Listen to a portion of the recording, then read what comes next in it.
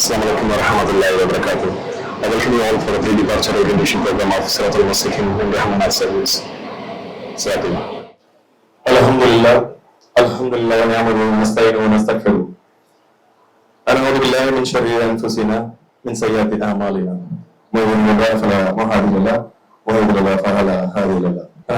أشهد أن لا إله إلا الله وحده لا شريك له وأشهد أن محمدا عبده ورسوله أما بعد لبيك اللهم لبيك لبيك لا شريك لك لبيك إن الحمد والنعمة لك والملك لا شريك لك. Alhamdulillah, I welcome you all for the pre-departure orientation program for Hajj 2024 on behalf of Rahman Hajj Service and Siratul Mustaqim Hajj and Umrah Private Limited in association with Al-Hudaybiyah Hajj Tours, Mumbai. அன்பார்ந்த ஹாஜிகளே, அல்லாஹ்வின் நல்லடியார்களே, உங்களை அனைவரையும் ஹஜ் புனித ஹஜ் 2024 orientation பயணிக்க வரவேற்கிறேன். நம்மகிட்ட ஹஜ் பயணம் செய்வதற்காக தாராபுரத்தை சேர்ந்த மௌலவி திரு முகமது சாப் அவர்கள் வந்திருக்கிறார்கள். கொஞ்சம் லேட்டாக ஸ்டார்ட் பண்ணியிருக்கோம். இருந்தாலும் இன்ஷா அல்லாஹ் கொஞ்சம் ஃபாஸ்ட்டாக முடிக்க முடியும். சண்டே எல்லாரும் உங்களோட பயண தயாரிப்புலாம் செய்ய வேண்டியது இருக்கும், மன்னிக்கணும். இன்ஷா அல்லாஹ் ஹஸரத் சிறப்புரையாற்றுவார்கள். அதன் பிறகு என்னோட சகோதரர்கள் எலினா இஷாக் அவர்கள் வருகிறார். அவங்க மற்ற டிராவல் ஐட்டினரி எல்லாம் சொல்லுவார் உங்களுக்கு. ஓகேங்களா? உங்களோட டிராவல் சம்பந்தப்பட்ட ஃபிளைட் ஐட்டினரிஸ் எல்லாம் தனிப்பட்ட முறையில உங்களோட டிராவல் கோஆர்டினேட்டர் கேளுங்க, இங்க வேண்டாம். ஹஜ் சம்பந்தப்பட்ட உங்களோட டவுட்ஸ் மட்டும் இன்ஷா அல்லாஹ் ஹஸரத் செஷன்ஸ் முடிஞ்சோட இன்டர்வ் பண்ணாங்கன்னா செஷன்ஸ் முடிஞ்சோட ஒரு சின்ன செஷன் கொஸ்டின் ஆன்சர்ஸ் எல்லாருக்கும் மைக் தரப்படும். இன்ஷா அல்லாஹ் அதுல நீங்க உங்க கொஸ்டின்ஸை கேட்கலாம். வெறும் ஹஜ் ரிச்சுவல்ஸ் சம்பந்தப்பட்ட விஷயங்கள் மட்டும், டிராவல் ஐட்டினரி சம்பந்தப்பட்ட விஷயங்களா இண்டிவிஜுவலா டிராவல் ஏஜென்ட் உங்களோட கோஆர்டினேட்டர் கிட்ட கேளுங்க. நான் இருப்பேன் சிராத்துல் முஸ்லிம் சார்பில், அத்தா இருப்பாங்க முகமது நதுல்லா சாப். அவங்க கிட்ட கேட்டீங்கன்னா அவங்க எல்லா இன்ஃபர்மேஷனும் கொடுப்பாங்க. ஜஸாக்கல்லாஹ் ஹைர். அஸ்ஸலாமு அலைக்கும் வரஹ்மத்துல்லாஹி. சலாம் சொல்றது சுன்னத்து, சலாத்துக்கு பதில் சொல்றது வாஜிபு. ஆனால் அவர்களை யாரும் குற்றவாளியாக ஆக்க விரும்பல. நீங்க இருந்தால் பதில் சொல்லுங்க. அஸ்ஸலாமு அலைக்கும் வரஹ்மத்துல்லாஹி வபரகாத்துஹு. சங்கைக்குரிய அல்லாஹ்வின் உள்ளத்தை அழைப்பவர்களே, அல்லாஹ் ரப்பல் ஆலமீன்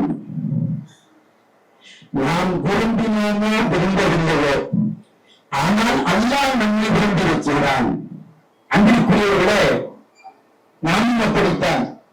என்னுடைய வீட்டினுடைய சுபகாரியங்கள் அல்லது வேறு பல விசேஷங்கள் ஏதும் இருக்குமே, ஆனால் எனக்கு நெருக்கமானவர்களை, எனக்கு பிரியப்படுபவர்களை, எனக்கு தெரிந்தவர்களை நான் அழைப்பை கொடுப்பேன். அவர் வரவில்லை ஆனால் வருத்தமும் படுவேன். ஆக நான் விரும்புவதற்கு அழைப்பு கொடுக்கப்பட்டு அவர்கள் வரவில்லையானால் வருத்தப்படுகிறோமே. அதுபோன்று ரப்பல் ஆலமீன் அல்லாஹ் என் அடியார்களை நான் அழைத்தும் கூட அவர்கள் ஏதோ தெரியவில்லை, அமைதியாக இருக்கிறார்கள். நிறைய மக்களின் மீது கடமையாகிவிட்டது ஹஜ். அப்ப கடமையான பின்னாலும் அதை தாமதப்படுத்துவது என்பது கண்மணி முகமது ரசூலுல்லாஹ் ஒரு தடித்த வார்த்தையை சொல்லுவார்கள். பெருமான் ரசூலுல்லாஹ் யாரையுமே சபித்ததும் இல்லை, சாபமிட்டதும் இல்லை. ஆனால் யதார்த்தத்தை சொல்கிறார்கள். உனக்கு கடமையாக்கப்பட்டும் கூட நீ அந்த ஹஜ்ஜையோ அல்லது நபிலான உம்ராவையோ செய்யவில்லையானால்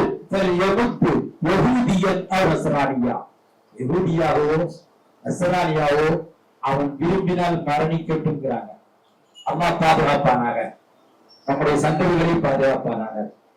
அன்பிற்குரியவர்களே, ஒரு குட்டி குடும்பத்தை அல்லாஹ் கபூல் செய்து கொண்டார், அல்லாஹ் ஏற்றுக்கொண்டான். அந்த ஏற்றுக்கொண்டனுடைய விளைவு கியாமத் வரை இந்த மக்கள் எல்லாம் அல்லாஹ்வை கொண்டு ஈமான் கொண்டிருப்பார்களோ அந்த மக்களின் மீது அல்லாஹ் கடமையாக்கினான். அந்த கடமை என்பது யாருக்கு? யாரிடத்தில் வசதி இருக்குமோ, வசதினா காசு மட்டும் நினைச்சிடக்கூடாது.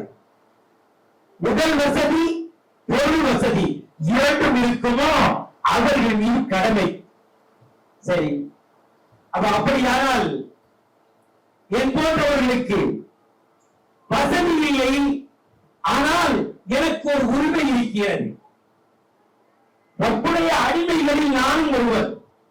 ரப்பே, கடமையாக்கப்பட்டவர்களுக்கு நீ கடமையாக்கி விட்டாய், ஆனால் எனக்கு உன்னிடத்தில் கேட்பதற்கு உரிமை இருக்கிறது.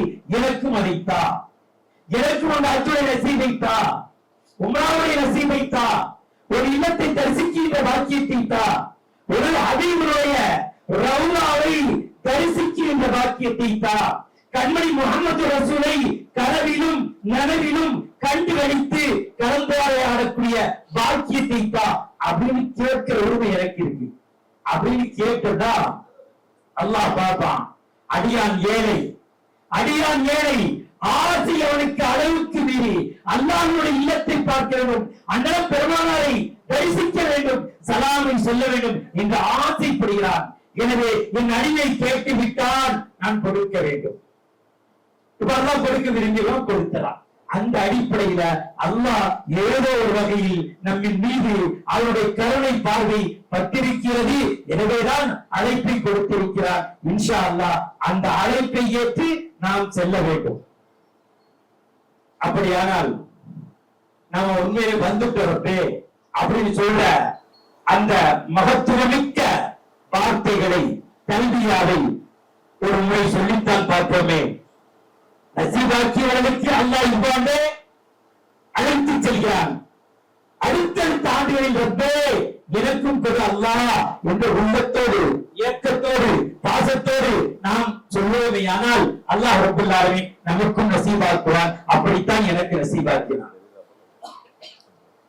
தல்பியா சொல்லுங்க, ஒரு முறை சொல்லித்தர சொல்லுங்க பாப்பா. லப்பைக் அல்லாஹும்ம லப்பைக், லப்பைக் லா ஷரீக லக லப்பைக், இன்னல் ஹம்த வன்னிஅமத லக வல் முல்க் லா ஷரீக லக், லப்பைக் அல்லாஹும்ம லப்பைக், لبيك لا شريك لك لبيك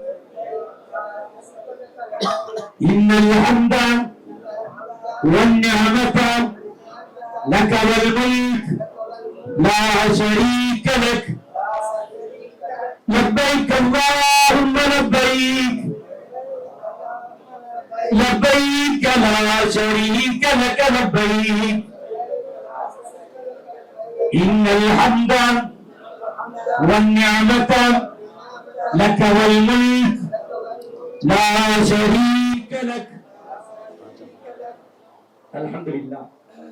அன்பிற்குரிய ஆஜிமார்களே, அல்லாஹ் இந்த தல்பியாவின் பரக்கத்தால் நம் எல்லோருக்கும் நம் சந்ததிகளுக்கும் அல்லாஹ் இந்த ஹஜ்ஜை நசீபாக ஆக்குவானாக. அன்பிற்குரிய ஆஜிமார்களே, இந்த ஹஜ் என்ற அமல் இருக்கிறது, ஒரு குட்டி குடும்பம், ஒரு தந்தை, ஒரு தாய், ஒரு மகன், இந்த மூன்று பேருடைய தியாகத்தை அல்லாஹ் ஏற்றுக்கொண்டார். அல்லாஹ் ஹஜ்ரத் இப்ராஹிம் அலைஹிஸ்ஸலாத்தை இப்படி சொன்னான். ஒய்யுபதலா இப்ராஹீம ரப்புஹு பிகலிமாத்தின் ஃபஅத்தம்மஹுன்ன. அல்லாஹ் சொல்றான், இப்ராஹிமை நாம் சில சொற்களை கொண்டு சோதித்தோம். அந்த இப்ராஹிம் அதை பரிபூர்ணமாக ஆக்கிவிட்டார், அதில் வெற்றி பெற்று விட்டார். சோதனையில் வெற்றி பெற்று விட்டால் அது உண்மையிலேயே சோதனை. சோதனையில் வெற்றி பெறவில்லை, ஆனால் அது உண்மையிலேயே தண்டனை. அல்லாஹ் பாதுகாப்பானாக, தண்டனையை விட்டு அல்லாஹ் பாதுகாப்பானாக, வெற்றியை தருவாராக. அன்பிற்குரியவர்களே, ஹஜ்ரத் இப்ராஹிம் அலைஹிஸ்ஸலாம், ஹஜ்ரத் இப்ராஹிம் அலைஹிஸ்ஸலாத்திற்கு ஒரு 12 வயது இருக்கும். 12 வயது இருக்கும். அல்லாஹ் சோதிக்கிறார். ஹஜ்ரத் இப்ராஹிம் அலைஹிஸ்ஸலாத்தை அல்லாஹ் சோதிக்கிறார் அவருடைய தந்தையின் மூலமாக. அவருடைய தந்தை பெயர் அல்லவா, ஆசர். ஆசரை கொண்டு அல்லாஹ் ஹஜ்ரத் இப்ராஹிம் அலைஹிஸ்ஸலாத்தை சோதிக்கின்றார். எப்படி? ஆசர் சொல்கிறார், ஆசர் சொல்கிறார், மகனே, உனக்கு 12 வயதுக்கு மேல் ஆகிவிட்டது. எனவே நம் குடும்பத்திற்காக வேண்டி நீ ஏதாவது ஒரு உழைப்பை செய்ய வேண்டும், அதில் ஊதியம் பெற வேண்டும், அதை கொண்டு நம் குடும்பத்தை நடத்த வேண்டும். அப்படி செய்ய வேண்டும் என்று சொல்லிய போது தந்தையிடத்தில் சொல்கிறார் அதற்கு இப்ராஹிம் அலைஹிஸ்ஸலாம், எனவே தந்தையே நீங்கள் சொல்லுங்கள், நான் என்ன வியாபாரம் செய்ய வேண்டும், என்ன செய்ய வேண்டும் என்பதை நீங்கள் சொல்லுங்கள், நான் செய்கிறேன். அதற்கு இப்ராஹிம் அலைஹிஸ்ஸலாத்திற்கு ஆசர் சொல்கிறார், மகனே, நான் சிற்பங்களை சிலைகளை வடிக்கும் ஆற்றல் பெற்றவன் நான் செய்து தருகிறேன், நீ வீதிகளில் சென்று விற்று வர வேண்டும். அப்படி விற்று வந்தால் நீ நம் குடும்பத்தோடு மகிழ்வாக இருக்கலாம். ஆசர் சிற்பங்களை சிலைகளை செதுக்கி விட்டார், வடிவமைத்து விட்டார். தன் மகனிடத்தில் சொல்கிறார், இப்ராஹிமே இதை கொண்டு சென்று விற்று வாரும். ஹஜ்ரத் இப்ராஹிம் அலைஹிஸ்ஸலாம் செல்கிறார்கள். ஒரு கயிறை எடுத்து இன்றைக்கும் வியாபாரம் செய்யக்கூடிய ஒரு கழுத்தில் மாலையை போன்று தொங்கவிட்டுக் கொண்டு விற்பனை பார்த்திருக்கிறோம். பல வியாபாரங்கள் அதுபோன்று நடக்கிறது. ஹஜ்ரத் இப்ராஹிம் அலைஹிஸ்ஸலாம் ஒவ்வொரு சிற்பமாக கட்டி தொங்கவிட்டுக் கொண்டு தன்னுடைய கழுத்தில் தோளில் தொங்கவிட்டுக் கொண்டு வீதியில் பயணிக்கிறார்கள். வீதியில் செல்கின்ற போது அவர்கள் சொல்லுகிறார்கள், இதோ சிற்பங்களை கொண்டு வந்திருக்கிறேன், கடவுள்களை கொண்டு வந்திருக்கிறேன், யாருக்கு வேண்டும். ஆனால் அந்த கடவுளாக இருக்கக்கூடிய இந்த சிற்பங்களுக்கு காதிருக்கிறது, கேட்காது, கண்ணிருக்கிறது, பார்க்காது, கரம் இருக்கிறது, செயல்படாது, பாதம் இருக்கிறது, நடக்காது, எதையும் கேட்டால் கொடுக்காது, எதையும் கொடுத்தால் வாங்காது, அப்பேற்பட்ட சிற்பம் இருக்கிறது, வேண்டுமா வாங்கிக் கொள்ளுங்கள் என்று சொன்னபோது யார்தான் வாங்குவார்கள்? இத்தனை குறைபாடு இருக்கிற சிற்பத்தை யார்தான் வாங்குவார்கள்? ஒருவரும் வாங்கவில்லை. ஹஜ்ரத் இப்ராஹிம் அலைஹிஸ்ஸலாம் மாலை பொழுது ஆகிவிட்டது, பகல் பூரம் இதே சொற்களை சொல்லி அலைகிறார்கள், அலைந்து கொண்டே இருக்கிறார்கள், ஒன்றும் முடிக்கவில்லை. வீட்டுக்கு செல்கிறார்கள். ஹஜ்ரத் இப்ராஹிம் அலைஹிஸ்ஸலாத்தை பார்த்து ஆசர் கேட்கிறாய், என்ன செய்தாய்? தந்தையே, அருமையான சொற்களை சொல்லிவிட்டேன், அதன் தன்மையை சொல்லிவிட்டேன், அதற்கு என்னென்ன தெரியும் என்று சொல்லிவிட்டேன். அப்படி சொல்லிவிட்ட போது உண்மை தன்மையை சொல்லிவிட்டேன், ஒருவரும் வாங்கவில்லை தந்தையே என்று சொன்னோனே, நீ என்ன சொன்னாய் என்று சொன்னபோது சொன்னார்கள், நான் இப்படியெல்லாம் இதற்கு காதிருக்கிறது கேட்காது, கண்ணிருக்கிறது பார்க்காது என்று சொன்னேன். சொன்னபோது அந்த மக்கள் என்னை துரத்த ஆரம்பித்தார்கள் என்று சொன்னபோது ஆசர் சொன்னார், இப்போது நானும் உன்னை துரத்த போகிறேன், மடியா கல்லால் அடித்துக் கொண்டு விடுவேன், என்னை விட்டு ஓடிவிடு என்று சொன்னபோது ஹஜ்ரத் இப்ராஹிம் அலைஹிஸ்ஸலாம் சொன்னார்கள், என்னுடைய உண்மையான ரப்பிடத்தில் இன்னி தாயமன்களா, என் ரப்பிடத்தில் நான் ஓடி செல்கிறேன், என் ரப்பின் பக்கமாக போகிறேன் என்று சொல்லிவிட்டு ஹஜ்ரத் இப்ராஹிம் அலைஹிஸ்ஸலாம் இடத்தை கடந்தார்கள். அடுத்து அங்கிருந்து ஒரு கொஞ்ச காலம் ஆச்சு. கொஞ்ச காலம் ஹஜ்ரத் இப்ராஹிம் அலைஹிஸ்ஸலாத்துக்கு அங்கே ஹாஜராகி திருமணம் செய்யப்பட்டது. திருமணம் செய்து ஒரு சிறிது காலம் ஆச்சு. இப்ப திருமணமான ஹஜ்ரத் இப்ராஹிம் அலைஹிஸ்ஸலாத்துக்கு கொஞ்ச காலமானது, ஆனால் குழந்தை இல்லை. ஏதாவது ஒரு நாட்டிலிருந்து ஒரு பிரமுகர் வந்தால் அவருக்கு ஏதாவது பூங்குத்துக்களோ அல்லது ஏதோ ஒன்று கொடுத்து அவர்களை வரவேற்கும் அந்த பண்பு இன்றைக்கு இருக்கிறது. அப்படி ஹஜ்ரத் இப்ராஹிம் அலைஹிஸ்ஸலாத்துக்கு கொடுப்பதற்கு அன்றைக்கு அந்த மன்னர் விரும்பியது தன்னுடைய மகள் அன்னை ஹாஜராவை. ஹஜ்ரத் இப்ராஹிமே, உங்களை பார்த்தால் ஏதோ ஒரு நல்ல மனிதரை போன்று தெரிகிறது, நீங்கள் உண்மையிலேயே நல்லவராக தெரிவதால் ஏதாவது உங்களுக்கு பெருமதி வர வேண்டும். என்னிடத்தில் இருக்கும் பெருமதி வேறொன்றும் இல்லை, என் மகள் ஹாஜரா இருக்கிறார், அவர்களை உங்களுக்கு பணிப்பெண்ணாக வைத்துக் கொள்ளுங்கள் அல்லது திருமணம் செய்து கொள்ளுங்கள் என்று சொல்லி வெகுமதியாக கொடுத்த அன்னை ஹாஜராவை அன்னை சாரா ஏற்றுக்கொண்டு சொல்கிறார்கள், அன்பு கடவுளே, என் உள்ளத்தில் ஒரு ஊசலாட்டம் ஏற்படுகிறது, என்னவென்று சொல்லுங்கள். சொன்னதோடு அன்னை ஹாஜராவை பற்றி சொன்னார்கள். சாரா சொல்கிறார்கள், இந்த பெண்மணி என்னை விட வயதில் சிறுவர்களாக இருந்தாலும் நான் இப்படி நினைக்கிறேன், பணிப்பெண்ணாக இருப்பதை விட உங்களுக்கு திருமணம் செய்து நீங்கள் மனைவியாக ஆக்கிக் கொண்டால் அல்லாஹ் இவர்களை கொண்டு உங்களுக்கு நல்லதோ சாலியான குழந்தையை கொடுப்பான். ஹஜ்ரத் இப்ராஹிம் அலைஹிஸ்ஸலாம் இப்படி துஆ செஞ்சாங்க, ரப்பி லா ததர்னி ஃபர்தா வ அன்த கைருல் வாரிசீன் ரப்பி ஹப்லி மினஸ் சாலிஹீன். யா அல்லாஹ், என்னை இந்த மக்கள் எல்லாம் பாபில் ஈராக்கில் பிறக்கிறார்கள். இந்த மக்கள் எல்லாம் என்னை இப்படி சொல்கிறார்கள், நான் அபுத்தர் என்று சொல்கிறார்கள், நான் மலரன் என்று சொல்கிறார்கள். ரப்பே, இதை விட்டு என்னை பாதுகாப்பாயாக. ரப்பே, ரப்பி நாட்டுதர்னி பருதா யான் தகைருவாரிசின், என்னை தரித்தவனாக விட்டுவிடாதே, என்னை தரியவனாக விட்டுவிடாதே. வாரிசை தருவதற்கு நீயே சிறந்தவன் அல்லா, எனக்கு நல்லதொரு வாரிசை தந்துடு அல்லா என்று சொல்லி துஆ செய்தார்கள். அன்னை ஹாஜராவிற்கு அருமை செல்வம் ஹஜரத் இஸ்மாயில் பிறந்தார்கள். அன்னைக்குரியவர்களே, சோதனை முடிந்து விட்டதா? அங்கு தந்தை பிறத்தினார், இங்கு மலர் என்றார்கள். மூன்றாவதாக கிடைக்கப்பட்ட வெகுமதியின் மூலமாக அல்லாஹ் ஹஜரத் இஸ்மாயிலை கொடுத்தான். அந்த இஸ்மாயிலை பற்றி ஹஜரத் இப்ராஹிம் அலைஹிஸ்ஸலாத்துக்கு மீண்டும் சோதனை, மீண்டும் சோதனை. எப்போதுமே கிடைக்காத என்று கிடைத்து விட்டால் அதன் மீது சற்று பாசம் அதிகமாகும். அங்கே ஹஜரத் இஸ்மாயில் மீது இப்ராஹிம் அலைஹிஸ்ஸலாத்திற்கு பாசம் அதிகம். முதல் மனிதர் அவங்க சொல்லிருக்கலாம். ஆனா அன்னை ஹாஜராவையும் ஹஜரத் இஸ்மாயிலையும் பாலைவன பள்ளத்தாக்கில் நீங்கள் விட்டு விட்டு வர வேண்டும். பாசத்தை குறைப்பதற்கா? இல்லை இல்லை, பாசத்தை எதிரில் வைத்திருக்கிறாயா, என் மனைவி மீது என் மனைவி வைத்திருக்கிறாயா என்ற சோதனை. இப்ப அல்லாஹ் அப்படி சொன்ன உடனேயே ஹஜரத் இப்ராஹிம் அலைஹிஸ்ஸலாம் தன்னுடைய மனைவி அன்னை ஹாஜரா, ஹஜரத் இஸ்மாயில் இருவரையும் கொண்டு வந்து விட்டு அல்லாஹ் எங்கு சொன்னானோ அங்கு விட்டு விட்டு சொல்கிறார்கள். ரப்பி இன்னீ அஸ்கன்து மின் ذريتي بواد غير ذي زرع عند بيتك المحرم. இப்போ அல்லாஹ் சொன்ன உடனே கொண்டு விட்டுட்டு இப்படி போய் இன்ஷா அல்லாஹ் அந்த இடம் வந்தா காட்டுவோம், எங்க நீங்க இப்ப துஆ செஞ்சாங்க அப்படின்னு சொல்லி அன்னை ஹாஜரா கேட்கிறாங்க. என்ன கூட்டிட்டு வந்தாரு, பள்ளத்தாக்குல விட்டாரு, குழந்தை விட்டுட்டாரு, விட்டுட்டு போகும்போது என்ன இருந்துச்சு தெரியுமா? சும்மா கொஞ்சம் அதிகபட்சமா ஒரு 2 லிட்டர் தண்ணி இருக்கும், ஒரு பேரித்தங்கனி, நல்ல பெரிய பேரித்தங்கனி, இதை கொடுத்துட்டு போயிட்டாங்க.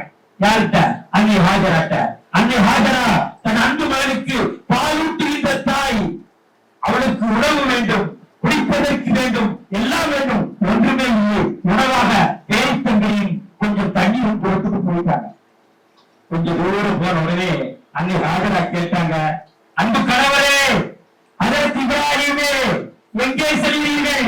நாங்கள் பாலைவன பள்ளத்தாக்கில் இருக்கிறோம், நீங்கள் எங்கே செல்கிறீர்கள்? இது அல்லாஹ்வின் கட்டளையா அல்லது நீங்கள் ஆண்மகள் என்ற ஆதிக்கத்தில் செல்கிறீர்களா என்று கேட்டபோது, இல்லை இல்லை அன்பு மனைவியே, உன்னின் மீதும் என் பிள்ளையின் மீதும் நான் பாசம் கொண்டவன், என் ரப்பல் ஆலமீன் அல்லாஹ் என்னை சோதிப்பதற்காண்டி உங்களை இங்கு விடச் சொன்னான், நான் விட்டுவிட்டேன். உங்களுக்கு கட்டுப்படுவதை விட என் ரப்புக்கு நான் கட்டுப்பட்டு விட்டிருக்கிறேன் என்று அல்லாஹ் சொன்னான் அப்படின்னு சொன்னாங்க. ஹஜரத் இப்ராஹிம் அலைஹிஸ்ஸலாம் இப்ப கொண்டு போய் விட்டுட்டு போயிட்டாங்க. இது ஒரு கட்டத்துல முடிஞ்சிருச்சு. இப்ப இன்னும் கொஞ்ச காலம், இப்போ இந்த குழந்தைக்கு, இந்த தாய்க்கு 2 பேருக்கும் சேர்ந்து கொஞ்சம் தண்ணி பேரித்தங்கனி, இவ்வளவுதான். இதுதான் உணவாவே இருக்குது. நம்மள மாதிரி அளவு காலத்துல குடிக்கிற மாதிரி தான் ஒரு 6 லிட்டர் தண்ணி, என்ன 2 லிட்டர் தண்ணி ஒரே நேரத்தில் குடிச்சிருவோம். அந்த 2 லிட்டர் தண்ணிய அவங்களுக்கு ஒரு 2 நாள் 3 நாளைக்கு வச்சுக்கிட்டு அந்த தண்ணி பேரித்தங்கனி இந்த 3ஆவது நாள் திருந்து விட்டது. அன்னை ஹாஜரா அருமை மகன் இஸ்மாயிலை மணல் வெளியில் பள்ளத்தாக்கில் சுடும் வெயிலில் பாலைவன பள்ளத்தாக்கில் எப்படிப்பட்டது? எந்த புற்புண்டுமே முளைக்காது அப்பேற்பட்ட அந்த பள்ளத்தாக்கில் படுக்க வைத்துவிட்டு செல்கிறார்கள். சபாவுக்கு செல்கிறார்கள். சபாவுக்கு சென்று எங்காவது யமனில் இருந்து மனிதர் கூட்டங்கள் வருகிறதா, ஷாமில் இருந்து மனிதர் கூட்டங்கள் வருகிறதா என்று பார்ப்பதற்கு செல்கிறார்கள். அச்சலம் குழந்தைக்கு பால் இல்லை, தன்னுடைய உடலில் இருக்கிற எல்லா நாடி மரபுகளும் தளர்ந்து விட்டது.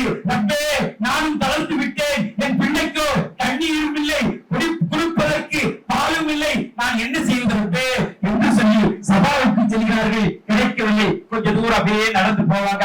பிள்ளை படுக்க வச்சு இடத்துல அப்படியே பார்த்துக்கிட்டே அங்கே இங்கேயும் பார்த்துட்டு அப்படியே போவாங்க. காபாவின் பக்கம் பார்ப்பாங்க, குழந்தை படுத்திருக்கும். அப்படியே போனாங்க. கொஞ்சம் தூரம் பண்ணே ஒரு பள்ளத்தாக்கு, இதுல நிக்க உயரமா தெரியல, இன்னும் கீழே இறங்கினா என்னை கொஞ்சம் கட்டையா தெரியும், இன்னும் கீழே உட்கார்ந்தா பின்னால இருக்கிறவங்களுக்கு தெரியாது. ஆக பள்ளத்தாக்கு இருந்தால் தெரியாது. அந்த பள்ளத்தாக்கு வந்தவுடனே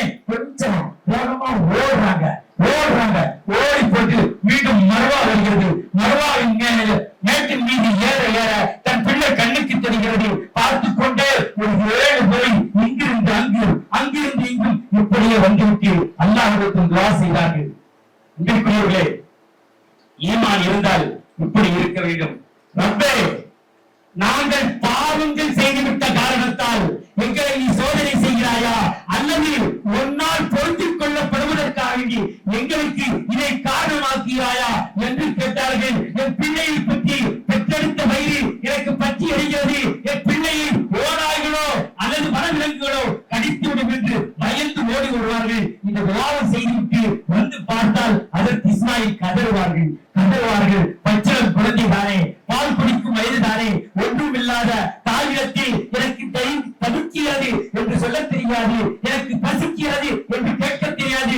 ஒரே ஒரு குரல், அழுக்குரல் மட்டும் தெரியும். அந்த அழுக்குரலை அழுது கொண்டே படுத்துக்கொண்டே காலை உதறுகிறார்கள். காலை உதறினால் பாலைவனத்தில் எங்குமே தண்ணீர் இல்லாத சூழல், பச்சிலம் பாலகன் அதற்கு இஸ்மாயிலுடைய பாதம் பட்டது. சம்சம் நீர் பெருக்கெடுத்தது, ஊற்றுக்கள் திறந்தது. தண்ணீர் கொப்பளித்தவுடன் தாய் தானே, பெற்றவள் தானே, பதட்டத்தில் தன் பிள்ளையின் பாசத்தில் இப்படி சொல்கிறார்கள், ஜம் ஜம் நீர் என்று சொல்கிறார்கள். சொன்ன உடனேயே அந்த தண்ணீர் அப்படியே இருந்தது. அன்பிற்குரியவர்களே, இப்பொழுது பாருங்கள், அல்லாஹ் சொல்கிறான், ஆயாத்தும் பையினாத். அங்கு அந்த புனிதமிக்க காபாவுக்குள் தெளிவான அத்தாட்சி இருக்கிறது என்று அல்லாஹ் சொல்கிறான். அன்பிற்குரியவர்களே, அப்படி பார்த்தால் இந்த அதிசயம், இதைவிட அத்தாட்சி வேறு என்ன வேணும்? இப்பொழுது அதற்கு இஸ்மாயில் அலைஹிஸ்ஸலாம் ஓரளவுக்கு நடக்கிற வயது வந்தது. இப்பொழுது அல்லாஹ் சொல்கிறான், இப்பொழுது அதற்கு இப்ராஹீமை மீண்டும் சோதிக்கிறான். காலையா புனைய இன்னி அரா பில் மனாமி அன்னி அதுவாக தங்குரு மாறாத்தரா. இப்ராஹிம் அலைஹிஸ்ஸலாம் கேட்கும்போது ஒரு வார்த்தை சொல்லிக்கிறாங்க தெரியுமா? அல்லாஹ் எனக்கு கொடுக்கிற குழந்தைய நல்லதா கொடுத்து. இப்ப இந்த கனவை பார்த்த உடனே நடக்கிற வயசுல ஓரளவுக்கு பேச தெரியும். அந்த உடனே அல்லாஹ்வோட உத்தரவை மகனிடத்துல சொல்றாங்க. இந்த கனவு 3 நாளா பாக்குறாங்க. நான் விவரி சொல்ல விரும்பல, சுருக்கமா சொல்லிடுறேன். இந்த கனவு மாட்ட சொல்றாங்க, அந்த குழந்தையை உன்னைய அறுக்கிற மாதிரி நான் கனவு கண்ட, அறுக்கிறதுக்கு நீ என்ன நினைக்கிற அப்படின்னு சொன்ன உடனே அழகா பதில் குழந்தை. காலையா அதற்கால் மாத் உமர் சத்தஜுனி இன்ஷா அல்லாஹ் மினஸ் சாபிரீன். அன்பிற்குரியவர்களே, அந்த பிள்ளை சொல்கிறது, எனதருமை தந்தையே, யா அபத்திஃபால் மாத் உமர், உங்களுக்கு என்ன ஏவப்பட்டதோ அதை செய்யுங்கள். அப்படி செய்தால் சத்தஜுனி இன்ஷா அல்லாஹ் மினஸ் சாபிரீன்.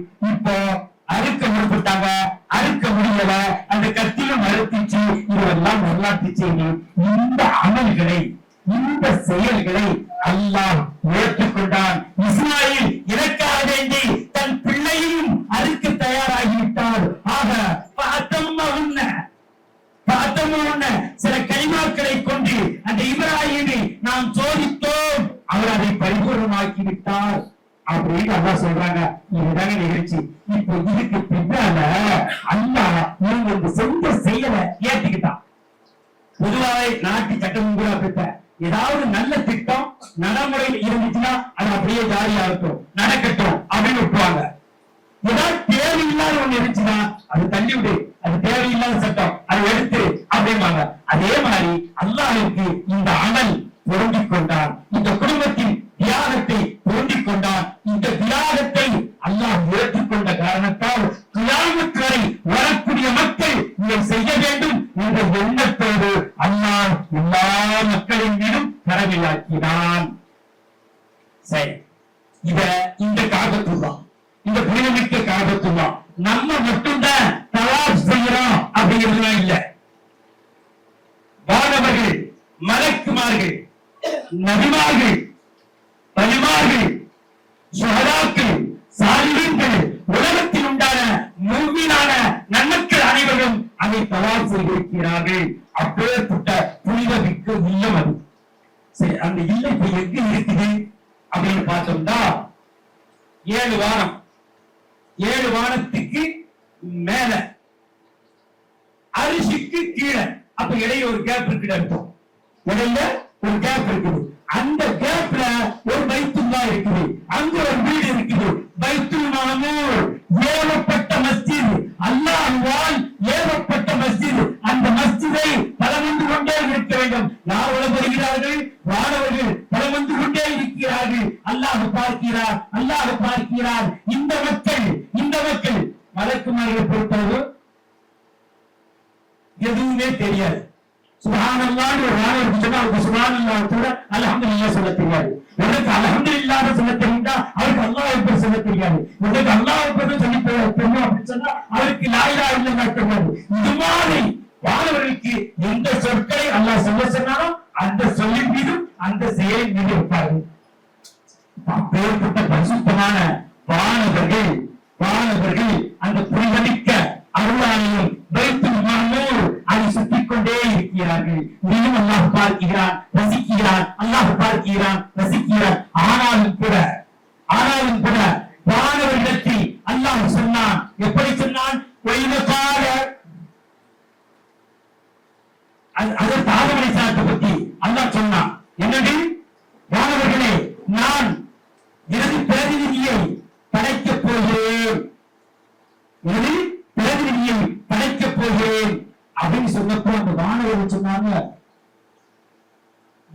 என்ன செய்ய போற, நீ அப்படிலாம் செஞ்சிடவே அப்படின்னு சொன்னோடனே அல்லாஹ் பதில் சொன்னா, இன்னே ஆழமும் மாலா தாழமும், உங்களுக்கு எல்லாம் தெரியாதவங்க எனக்கு எல்லாம் தெரியுப்பா. நான் உங்கள்கிட்ட கேட்கல, இல்ல சொல்றதை விட மசூரா கேட்கல.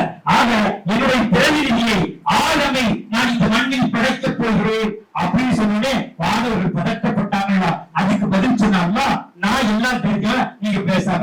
இப்போ அதே வானவரிடத்துல அங்க வேணுங்க. அந்த 4 விஷயம் அங்கிருந்து எடுத்துட்டு வந்தோம்னாலே அல்லாஹ் இருவினால நம்மளுடைய ஹஜ்ஜ் ஒப்புக்கொள்ளப்பட்டு வச்சு அர்த்தம். அதை என்ன எடுத்துட்டு வருது? அதற்கு ஆதம் அலைஹிஸ்ஸலாத்துடைய தௌபா, பாவ மன்னிப்பு. அந்த பாவ மன்னிப்பு எப்படி இருக்கணும் அப்படின்னு சொன்னா, யாரெல்லாம் இனிமேல் செய்ய மாட்டேன், ஏற்கனவே செய்து விட்டேன் அப்படின்னு துஆவும் செஞ்சாங்க. ரப்பனா வலம்னா அன்ஃபுஸனா வ இல்லம் தக்ஃபிர் லனா வ தர்ஹம்னா லனகூனன்ன மினல் ஹாசிரீன். அல்லாஹ், எங்க நஃப்ஸுக்கு நாங்க அநியாயம் செஞ்சிட்டோம். நிறைய பேர் இப்படி துஆ செய்வோம், யல்லா எனக்கு அது தருவாயா, இதை தருவாயா, இப்படி செய்வாயா, அப்படி செய்வாயா. ஏற்கனவே செஞ்சது, அதுக்கு என்ன? ஏற்கனவே செஞ்சதுக்குண்டான பரிகாரம் என்ன? ரப்பே, அநியாயம் செஞ்சிட்டோம், அக்கிரமம் செஞ்சிட்டோம், அட்டுழியம் செஞ்சிட்டோம், பார்ப்பதற்கு பெரிய வெள்ளைக்கு வெள்ளையமா தெரிஞ்சோம், நல்லாத்தையும் இருந்தோம், எல்லாமே இருந்தோம். ஆனா உள்ளமா செத்து மடிஞ்சிருந்துச்சு. நாங்க இனிமேல் அப்படி செய்ய மாட்டோம், இனிமேல் செய்ய மாட்டேனம்மா, இந்த பாவத்தின் பக்கம் விட மாட்டேனம்மா, அநியாயத்தின் பக்கம் போக மாட்டேனம்மா அப்படின்னு தௌபா உடனே இருக்கும். அங்க வந்து எடுத்து வர்றது தௌபா செய்து பரிசுத்தமாக ஆயிடும். இரண்டாவது ஹஜ்ரத் இப்ராஹிம் அலைஹிஸ்ஸலாத்துடைய தியாகம். நான் இப்ப ஏற்கனவே சொல்லிட்டேன், இது அல்லாஹ் வந்து நிறைய செஞ்சிருக்கிறாங்க. அதெல்லாம் இன்ஷாஅல்லாஹ் அங்கங்க அந்த நேரங்கள்ல சொல்லிடுறோம். இப்போ அந்த தியாகம் நம்மகிட்ட இருக்கும். ஹஜ்ரத் இப்ராஹிம் அலைஹிஸ்ஸலாம் அவங்க ஒன்றும் பெரிய பாரதூரமான வேலை செய்யலங்க. எது முடியுமோ அது எல்லாம் நீ கொடுத்த, நீ கேட்கிற ரைட்டு அமானிதம் உன்னுடைய இதுல நீ என்ன சொல்றியோ கட்டுப்படுற, நீ எப்படி சொல்றியோ அதை செய்யற. பாலைவனத்தோட சொல்றியா விட்டுருங்க, அடுத்து சொல்றியா அறுத்துற, அடுத்து என்ன செய்யணும் இன்னும் இருக்குது. இப்ராஹிம் ஹவாயிதமினல் பைத்தி வ இஸ்மாயில், அதான் இருக்குது. அதான் இன்ஷாஅல்லாஹ் நாம போய் பார்த்துக்கிறோம். இப்போ இந்த செயலை அல்லாஹ் ஏத்துக்கிட்டான். இப்ப நமக்கு அப்படி ஒரு தியாகம் வரணும். நம்ம பெரிய குழந்தையா இருக்க வேண்டியதில்லை, பாலைவனத்துல வெளியில படுக்க வேண்டியதில்லை, அதுவெல்லாம் தேவையில்லை. அல்லாஹ் சொன்ன கட்டளை செஞ்சோம்னா அது ஒரு எப்படி ஆச்சுங்களா? இப்ப அரசாங்க மினால கூடாரம் இருக்கு, ஒரு காலத்துல அரசாங்க கூடாரம் இல்லை, அப்படியே ஒரு துணியா இருக்கு, அதை காத்துட்டு போகும். இப்ப அப்படி இல்லை, ஏற்கனவே ஏசி எல்லாம் ஃபிட் பண்ணி எல்லாரும் நமக்கு நல்ல சொகுசா வச்சுக்காங்க. அதுல ஒரு சின்ன சின்ன சிரமங்கள் ஏற்படலாம். பிந்தி வருவோம், அது கொஞ்சம் தள்ளி இருக்கும், இருக்க ஓடுறீங்களா ஐயா, அது ரொம்ப தூரமா இருக்கு. என்னங்க வெயில்ல படுக்க வச்சுட்டு போறாங்க, அதுக்கே ஒண்ணு சொல்லல சரிந்தாங்க. இப்ப இதுக்கு போய் டெண்ட் அங்க இருக்கு. ஆமா, எல்லா மக்களும் கொடுக்க போய் அங்க இருக்கு. ஒரு சின்ன தியாகம் சரி, அதுக்குள்ள கூட்டம் நம்ம மக்கள், நம்ம ஹாஜிர, நம்ம கூட வந்தவங்க கொஞ்சம் தாண்டி விட்டாங்க. தெரியாம கால் பட்டுச்சு. ஏன் எனக்கு தெரியலையா? பார்த்து போங்க. இப்படி வார்த்தைகள் எல்லாம் பயன்பற்றவே கூடாது, வார்த்தையை வரவச்சிடக்கூடாது. அல்லாஹ் பாதுகாக்கணும். அப்ப சின்ன சின்ன சிரமங்கள், ஒரு சின்ன சின்ன சிரமங்கள், அது ஒரு தியாகம். அல்லாஹ்வே உனக்காக வேண்டி அவர் விதித்தாலும் சரி, அல்லது எனக்கு கீழே மண்ணில் படுத்தாலும் சரி, எனக்கு கொண்டு முடியாதா, உனக்காக எல்லாத்தையும் நான் பொருத்திக்குவேன். நீ எனக்கு சோழன் தரன்னு சொல்லியிருக்கிற, ஒப்புக்கொள்ளப்பட்ட ஹஜ்ஜிக்கு சோழன் தர வேறொன்றும் கூலி இல்ல அப்படின்னு கண்ணன் முகமது ரசூலுல்லாஹ் சொல்லி தந்திருக்காங்க. அதனால நான் என்ன செய்ய மாட்டேன், யாரையும் சங்கடப்படுத்த மாட்டேன், விட்டு கொடுத்துருவேன். அது ஒரு சின்ன தியாகம். அடுத்து வழிபடுதல். இத்தாத் ஹஸரத் இஸ்மாயில் அதான் அல்லாஹ் சொன்னா, அரங்கத்தா அல்லாஹ் உங்களை நீ சிறந்த பிள்ளையாக பிடிக்கும் திருப்பி தருவான் அப்படின்னு சொன்னாங்க. அதே மாதிரி ஹஸரத் இஸ்மாயில் அலைஹிஸ்ஸலாம் செஞ்ச வழிபடுதல் ஏற்பாடு செஞ்சிருப்பாங்கல்ல, ஹஜ் சர்வீஸ்ல நம்ம குரூப்ல ஏற்பாடு செஞ்சிருப்பாங்க. அந்த ஏற்பாடு செஞ்சதுல அதை இப்படி எழுதுவாங்க, சரிங்க ஒரு 10 நிமிஷம் சாப்பாடு வந்துடும், கொஞ்சம் போட்டுக்கோங்க. சரிங்க, என்ன எல்லா பேரும் வந்துச்சு, நமக்கு வரணும் தெரியுங்க, நீங்க எப்படி சொல்றீங்க அப்படி சொல்றீங்க. இது வந்து அமீர மீறுதல். அப்ப இதாத்து வழிபடுதல், இந்த வழிபடுதல் அந்த அர்த்த செஞ்சாங்க. அதற்கு இஸ்மாயில் அலைஹிஸ்ஸலாம் அர்த்த செஞ்சாங்க. அதான் நீங்க உங்க விருப்பப்படி செய்யுங்க. அப்ப அமீருக்கு கட்டுப்படுதல் இதாத் இது இருக்கும். இதையும் அங்கே எடுத்துக்கணும். இதையெல்லாம் தாண்டிங்க, இதையெல்லாம் தாண்டி ஒரு அழகிய குணம், இன்னக்கலாக அசூரத்தின் அணி, ஒரு வலித்தமிக்க குணத்தின் மீது நபியே நாயகமே உத்தமரை சக்திகளே, உங்களை போன்று ஒரு உயர்வான குணம் இந்த உலகத்தில் வேறு யாருக்கும் இல்லை. நீ பார்த்துட்டீங்க, படிச்சவங்க எல்லாருமே திருக்குறள், திருவசனம், திருமறை, திருப்பிரடு எதெல்லாம் வருதோ அந்த உயர்வான வார்த்தைங்க. அதுக்கு மேல தமிழ்ல எது வார்த்தை இருக்கா? திருங்கிற வார்த்தைக்கு மேல இல்ல. குர்ஆன்ல அதே மாதிரி அல்லாஹ் அலீம் அப்படிங்கிற வார்த்தைக்கு மேல வேற உயர்வான வார்த்தையே கிடையாது, எந்த வார்த்தையும் கிடையாது. அரபி இலக்கணத்திலே இல்ல, நீங்க டிக்ஷனரி எடுத்து பாத்துக்கலாம், அரபி இலக்கணத்தில் இல்ல. சரி, இந்த அலீமுக்கு என்ன அர்த்தம் தெரியுமா? அது எங்கெல்லாம் துவாரம் கிடைக்குமோ அதையெல்லாம் துளைத்துக் கொண்டே செல்லும், ஊடுருவிக் கொண்டே செல்லும். அது ஒரு கொடியை போன்றது, இங்கு நட்டினால் கிலோமீட்டர் கணக்கில் அது படர்ந்து செல்லும்.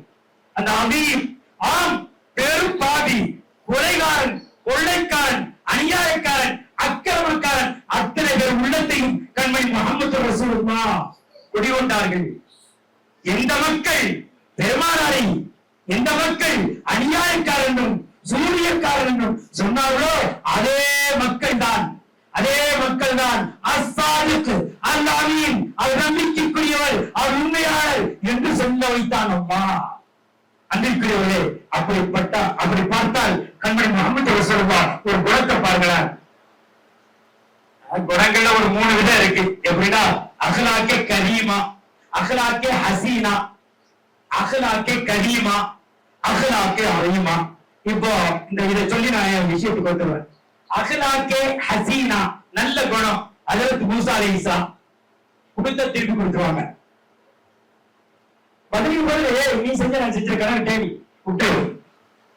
அஹ்லாக்கே கரீமா ஹஜ்ரத் ஈசா அலைஹிஸ்ஸலாம் தனக்கு அநியாயம் செஞ்சவங்கள மன்னிச்சிருவாங்க. போக மன்னிச்சுட்டேன், கணக்கு கேள்வி போ.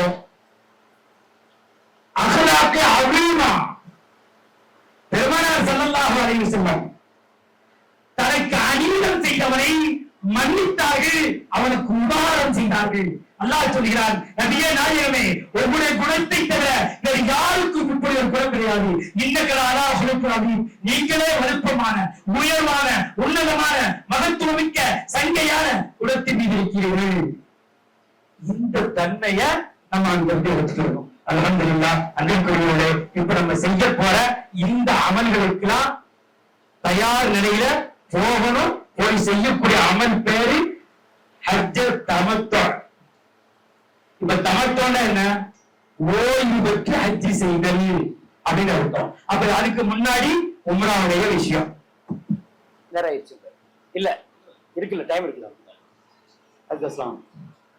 அப்போ இப்ப நம்ம போறது தமத்துடைய ஹஜ்ஜி. அப்ப தமத்துடைய ஹஜ்ஜினா உம்ராவை முதல்ல செஞ்சுடுவோம், உம்ராவை முதல்ல செஞ்சுடுவோம்.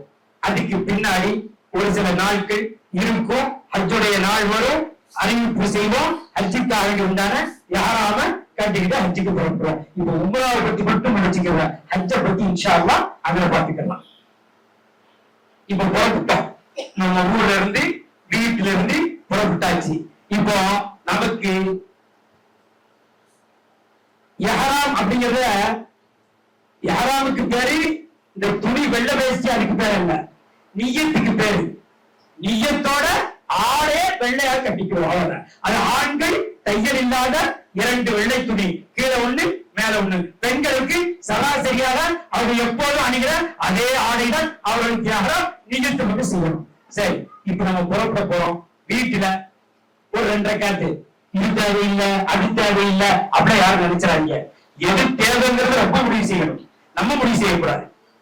நம்மள மாதிரி எத்தனையோ பேர் கோடி கோடியா வச்சு காசை வச்சு கட்டிக்கிட்டு பொண்ணு முடியறதுக்கு காசு இருக்குது, உடம்புக்கு முடியறது இல்ல, அப்படியே உடம்புக்கு முடிச்சாலும் வீட்டுல அவங்களுக்கு முடியல, அவங்களுக்கு கூட்டிட்டு போகட்ட என்னையும் சங்கடப்படுவாங்க, இப்படி தட்டிக்கிட்டே போறவங்க நிறைய பேர் இருக்காங்க. நம்மளே நிறைய பேர் அப்படி இருக்கிறோம்.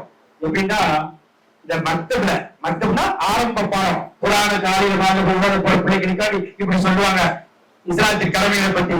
1வது கலிமா, 2வது தொழுகை, 3வது நோன்பு, 4வது ஜக்காத்து, 5வது ஹஜ்ஜு. இது நமக்கு சொன்னதல்ல, குழந்தைகளுக்கு சொல்லிக் கொடுக்கிறதுக்கு தர்த்தீபு செய்யப்பட்டதுல அது கடைசி, அவ்வளவுதான். ஹஜ்ஜு எப்ப கடமை அப்படின்னு சொன்னா, உடல் வசதியும் பொருள் வசதியும் ஒன்றாக வெறும் 20 வயசுல இருந்துட்டாலும் அவர் மீது கடமை. 20 வயசுல பொருளும் இருக்குது உடலும் இருக்குது, அப்போதே கடமை. இந்த கடைசி கடமை தானே. நான் குடுக்குறது ஆடின பிறகு பேரம்பேத்தி காரியத்தை முடிச்சுட்டு என் பேரம்பேத்திக்கு ஏதாவது ஒரு குழந்தைகளை பார்த்துட்டு அப்படி போறதல்ல. அப்படி போறது தப்பா நினைச்சுக்காது யாரும். அப்படி போறது வேஸ்ட். ஏன்னா தூரத்துல இருந்து வேடிக்கை பார்க்கிற மாதிரி அமல் செய்ய முடியாது. நம்ம போறது அமல் செய்யறதுக்கு. அப்ப ஹஜ்ஜ இளமைய செய்யணும். அதனால ஹஜ்ஜ உடனே செய்யி அப்படின்னு முஹம்மது ரசூலுல்லாஹ் ஸல்லல்லாஹு அலைஹி வஸல்லம். ஆக இப்ப நம்ம புறப்படுறோம்.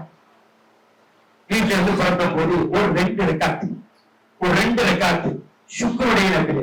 அல்லாஹ், உலகத்துல எத்தனையோ மக்கள் இருக்கிறாங்க, கோடான மக்கள் இருக்காங்க, எவ்வளோ கடற்கரையில் இருக்கிற பெரும்பாலியான என்னைய உன் வீட்டுக்கு கூட்டியறப்பே, உனக்கு சுக்குர் செய்யறப்பே, உனக்கு நன்றி பாராட்டுறப்பே, ஒரு 2 ரக்காத்தை தொழுது அல்லாஹ் எனக்கு இது போன்று இன்னும் வாய்ப்பை தந்து கொண்டே இருப்பே அப்படின்னு சொல்லி நன்றி கடனாக ஒரு 2 ரக்காத்து நபி.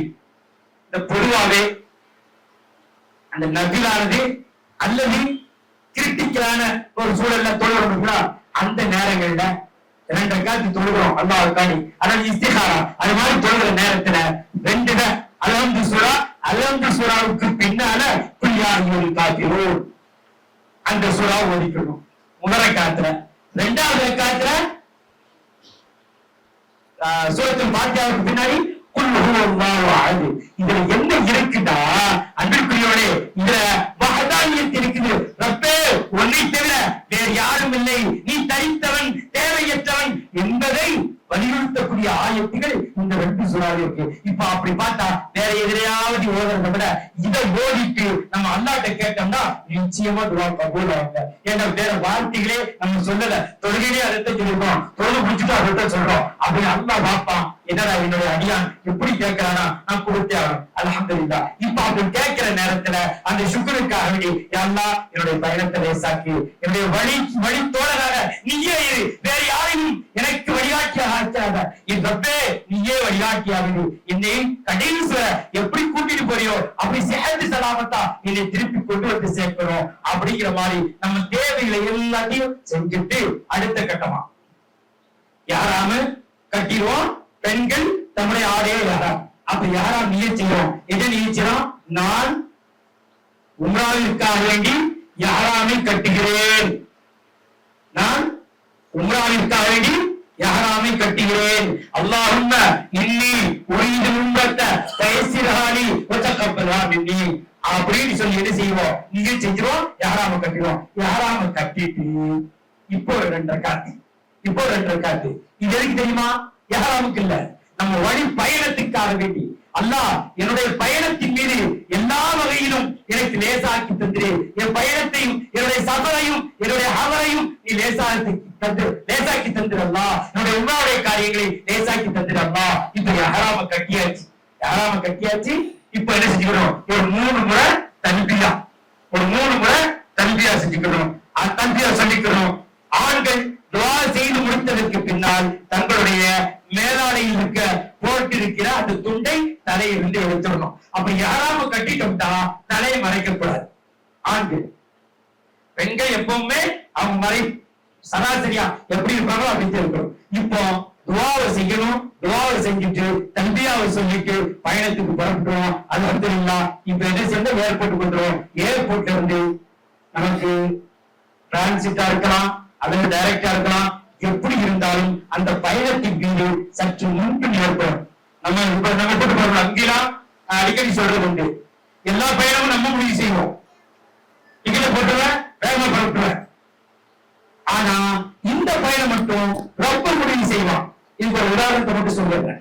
என் கூட ஒரு 8 வருஷத்துக்கு முன்னாடி அல்லது 9 வருஷத்துக்கு முன்னாடி ராஜபாளையத்தை தாண்டி அருளாட்சின்னு சொல்லி ஒரு ஊர் இருக்கு. அது தெரியும். ராஜபாளையம் அருளாட்சி லெப்டா அப்படியே உங்களுக்கு பண்ணுவோமா? அது ஆட்சியை பேர சொல்ல மாட்டேன். அங்க அது இன்னும் பிற 7 முடிய போகுது. இப்ப பிறகு போறது 8 சாயந்தரம் 7 முடிய போது அசல் நேரம் ஒரு 3:45 அந்த அசல் வந்துடும். 3:45 அவருக்கு நமக்கு ஒரே தர்க்கம், ஒரே பிரச்சனை. மனைவி உடம்பு சரியில்லை, நான் உடனே ஊருக்கு போறோம். ஆஜர் அல்லாஹ்வுக்காண்டி ஒரு நாள் பொறுத்துக்கோங்க. இல்ல டாக்டர் அப்படி சொல்ற, நீங்க எப்படி ஆனாலும் அங்க போனாலும் மௌத்து தெரிஞ்சு, இங்க இருந்தாலும் மௌத்து தான். நீங்க அதை பத்தி கவலைப்படாதீங்க, கொஞ்சம் பொறுமையா அப்படிதான் அவங்களுக்கு எவ்வளவு ஓடியாண்டி இப்ப நல்லா இருக்கிறாங்க. அல்ஹம்துலில்லாஹ் இப்ப நல்லா இருக்கிறாங்க. இப்போ அவங்கள்ட்ட ஓடியாட்ட ரொம்ப நேரம் ஆயிடுச்சு, 1.5 மணி நேரம் பிரச்சனை. சரி அவர் சொல்லிட்டாரு, அதற்கு நீங்களா கொண்டு விட்டா பிரச்சனை இல்லை, இல்ல நானா பிறப்பு போயிடலாம் அப்படின்ட்டாரு. அஜர் பிறை எட்டிக்கணும் கரெக்டா 3/4 மணி நேரம் இருக்கு. அஜர் 3/4 மணி நேரம் இருக்குது. யாராவது கட்டி நாளைக்கு மின்னாவுக்கு போயிருங்க. மின்னாவுக்கு கொஞ்ச நேரம் போயிட்டு கொஞ்ச நேரம் இருந்துட்டு அப்புறம் கூட அது நைட்ல தான் தங்கணும். பகல்ல கூட இங்கே வந்துட்டு சாயந்தரம் கூட்டு போய்க்கிறேன். அதுதான் அசீசியாவை உட்கார வச்சு யாராம கட்ட நேரத்துக்கு 3/4 மணி நேரத்துக்கு முன்னாடி நசீபா அவருக்கு மட்டுமே இல்லைன்னு பார்த்தா அவருக்கு மனைவி சேர்த்து கூட்டு போயிட்டாரு 2 பேருக்கும்.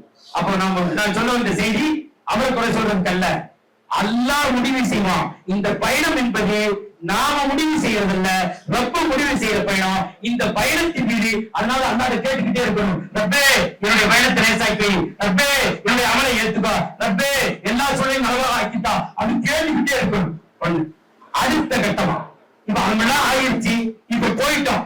எங்க போயாச்சு? ஜித்தா ஏர்போர்ட்டுக்கு போயிட்டோம். ஜித்தா ஏர்போர்ட்டுக்கு இப்ப பஸ்ஸுக்கு அல்ஹம்துலில்லாஹ் பஸ்ஸுக்கு போயிடுவோம். பஸ்ஸுக்கு போய் நிற்போம். அதுல ஏறுங்க, இதுல ஏறுங்க, அவர் அனுப்புங்க, இவரை அனுப்புங்க. கடைசி வரை பார்த்தா நம்ம ரெண்டுகிட்டே இருப்போம். நமக்கு பின்னால் வந்தவங்க போயிடுவாங்க, நம்ம ரெண்டுகிட்டே இருப்போம். உதாரணத்துக்கு அல்லாஹ் அப்படி ஆக்க மாட்டான். அப்படியெல்லாம் ஏற்படக்கூடாது என்பதற்காகத்தான் அந்த சுக்ருடைய தொழுகை, அந்த துஆ எல்லாம் வழங்குவேன். ஆக இப்ப என்ன செஞ்சிட்டோம்? ஜித்தா போயிட்டோம். ஜித்தா போயிட்டு நமக்கு ரூம் ஏற்பாடு செய்யப்பட்ட அந்த பில்டிங்க்கு ரூமுக்கு போயிடுவோம். அங்க போய் எல்லாத்தையும் உண்மையோட சொல்றேன். அதே மாதிரி 3 வருஷத்துக்கு முன்னாடி யாராம கலட்டி ஒருத்தர் குளிக்கணும் நினைக்கிறாங்க. மீண்டும் யாராமத்தை கட்டணும். அவர் என்ன நினைச்சுட்டாரு? உங்களாண்டா மக்கா போயிட்டா உங்களான்னு நினைச்சுக்கிட்டாரு. போய் குளிச்சுட்டு சாப்பிட்டு பாட்டோட வர்றாரு. பார்த்து ஒரு 10 போல வர்றாரு. என்ன அடுத்து மக்காவுக்கு வந்துட்டோம். மக்காவுக்கு வந்துட்டாங்க. உங்களோட அமல் மக்காவுக்கு வர்றதே உண்டா? அத தவாப் செய்யணும், சரி செய்யணும், மொட்டை அடிக்கணும், அமல் நிறைய இருக்கிறது. அப்படிதான் சொல்லி ஒருத்தரும் அது பயமே கேட்கல. நான் கீழே பேசிக்கிட்டு எல்லாரும் வந்திருந்தாங்க. அவங்க பேசிக்கிட்டு தான் நீங்க அதுக்குள்ள முடிச்சிட்டீங்க. அதுக்குள்ள பேசிக்கிட்டு தாராமா, நம்ம அதுக்குள்ள முடிச்சிட்டோமா அப்படின்னு சொல்றாரு. ஆக மக்காவுக்கு வந்துட்டா யாராம கழிக்கணும்னு வழங்கிட்டாரு. போய் யாராம கழிக்கிட்டு வந்தாரு. ஆர்டினரி ட்ரெஸ் வந்துட்டாரு. இப்ப அவரை கூட்டிட்டு போய் 800 ரியால் ஒரு ஆடு வாங்கி தம கொடுத்துட்டு மீண்டும் அரமுறை எல்லைக்கு வெளியில போய் யாரும் கட்டி போட்டுருக்கான். ஆக இது மாதிரி ஆகிடக்கூடாது. எதற்கு ஒரு அவசியம் தேவை? ஒரு நஜீஸ் பட்டுருச்சு, இப்ப குளிக்கணும்னு விரும்புறாரு, அல்லது பண்ணாரா, இப்ப என்ன செய்யறாங்க, கட்டி இருக்க யாராமோட அப்படியே குளிச்சுட்டு மேலாடை கீழே கட்டிக்கிட்டு கீழே உள்ள ஆடை ஈரத்தை புடிச்சு மேல போட்டுக்கணும். இதை யாரா அப்படியே இருக்கணும். எதுவரை உங்களுடைய அமலை முடிக்கிறவரை. இப்போ எப்ப யாராம கட்டணுமோ யாராம கட்டினு தம்பியா சொல்லிக்கிட்டே இருக்கணும். எதுவரை சொல்லணும், தவாப் ஆரம்பிக்கிறது வரை காபத்துள்ளாவ முழுசா கண்ணுல பாருங்க அப்படின்னு சொல்லுவோம்ல, அது வரை என்ன செய்யணும், தல்பியா சொல்லிக்கிட்டே இருக்கணும். இப்போ தவாப் ஆரம்பிக்கிறதுக்கு வரை தல்பியாவை சொல்லிட்டு இப்ப தல்பியாவை நிப்பாட்டிடுவோம். இப்போ காபாவை பார்த்த உடனே துவா செய்யக்கூடியதான் அண்ணா கபூல் செய்வான். முதல் பார்வை காரணம் என்னன்னா, ஏன் அப்படி கபூல் ஆகுதுன்னா ஏக்கத்தோட போவோம், மற்ற சிந்தனையே இருக்காது, மற்ற எல்லாத்தையும் படுத்திருப்போம். இப்ப அல்லாவை மட்டும் முற்படுத்திருப்போம். ஏன் காபாவை பார்க்கிறோம், காபாவை பார்க்கிறேன், அல்லாவோட இல்லத்தை பார்க்கிறேன், இந்த சிந்தனை மட்டும் இருக்கும். இப்போ தண்ணியை மட்டும் நோக்கி கேட்கறதுனால, அல்லாஹ் வேற சிந்தனை இல்லாதனால அல்லாஹ் அந்த பார்த்த பார்வையை கபூல் செஞ்சிடறான். அப்ப அந்த ஒரு பார்வை, ஒரு பார்க்க நேரத்துக்கு எடுத்து கேட்டிருக்கீங்க, ஒரு சுண்டைக்குள்ள பார்த்துருப்போம். எப்படி என்ன பிரயோஜனம்? இப்ப நம்ம போகும்போது நம்ம உள்ளத்துல ஓடிக்கிட்டு இருக்கணும், யா அல்லாஹ் என்னுடைய வாழ்க்கையில நான் செய்த பாவங்களை பூரத்தை மன்னிச்சிரு, என் வாழ்க்கையில நான் கேட்கப்படக்கூடிய ஹலாலான துவாக்களை கபூல் செய்திரு அப்படின்னு பாத்திர வேண்டியது. சொல்லிட்டு பார்த்துட்டா அல்ஹம்துலில்லாஹ். இப்ப என் ஹயாத்துல நான் என்னென்ன ஹலாலான துவா கேட்பறோம், அது பூரா கபூலம். அதுக்கு பின்னாடி இன்னும் செலக்ட் பண்ணி கேட்க வேண்டியது. நமக்கு என்ன தேவை கேட்க வேண்டியது. ரப்பல் ஆலமீனை பொறுத்தளவு பிடிவாதமா கேட்கணும். ரப்பே நீ தரலன்னா நான் போக மாட்டேன், நீ தந்தே ஆகணும், உன்னை தரதுக்கு வேற ஆள் இல்லை, அப்படி இருந்தா என்று சொல்லி நான் போய் அவங்க வாங்கிக்கிறேன், நீ தான் என்னுடைய எனக்கு தான். இப்படி பிடிவாதம் பிடிச்சு கேட்கிறவன் அல்லாஹ் ரொம்ப விரும்புறான். போய் கொடுக்க போக மாட்டான்னு இருக்குது. சரி எப்படியோ கேட்டுட்டாங்க, சரி அதுதான் இப்படியே கேட்கணுமா. ரெண்டு விஷயம், தொல்லறாவும் குட்டியா பணிவா யாரா நீ தருவன்னு நினைச்சுட்டு இருப்பே, நீ தரலன்னா யாருதான் போறது, எனக்கு இவனை கைவிட்டாத இருப்பே, நான் நீ தரலடா என்னையால இந்த மண்ணில எனக்கு கைவிடுக்கிறதுக்கு நாடி இல்ல, அல்லாஹ்வே ஆந்திரக்கார அமைத்தவன் எனக்கு வேறதில்ல அப்படிங்கிற மாதிரி நினைச்சு கொஞ்சம் வரைக்கும் காபாவை பார்த்துட்டோம். இப்ப தவாஃப் ஆரம்பிப்போம்.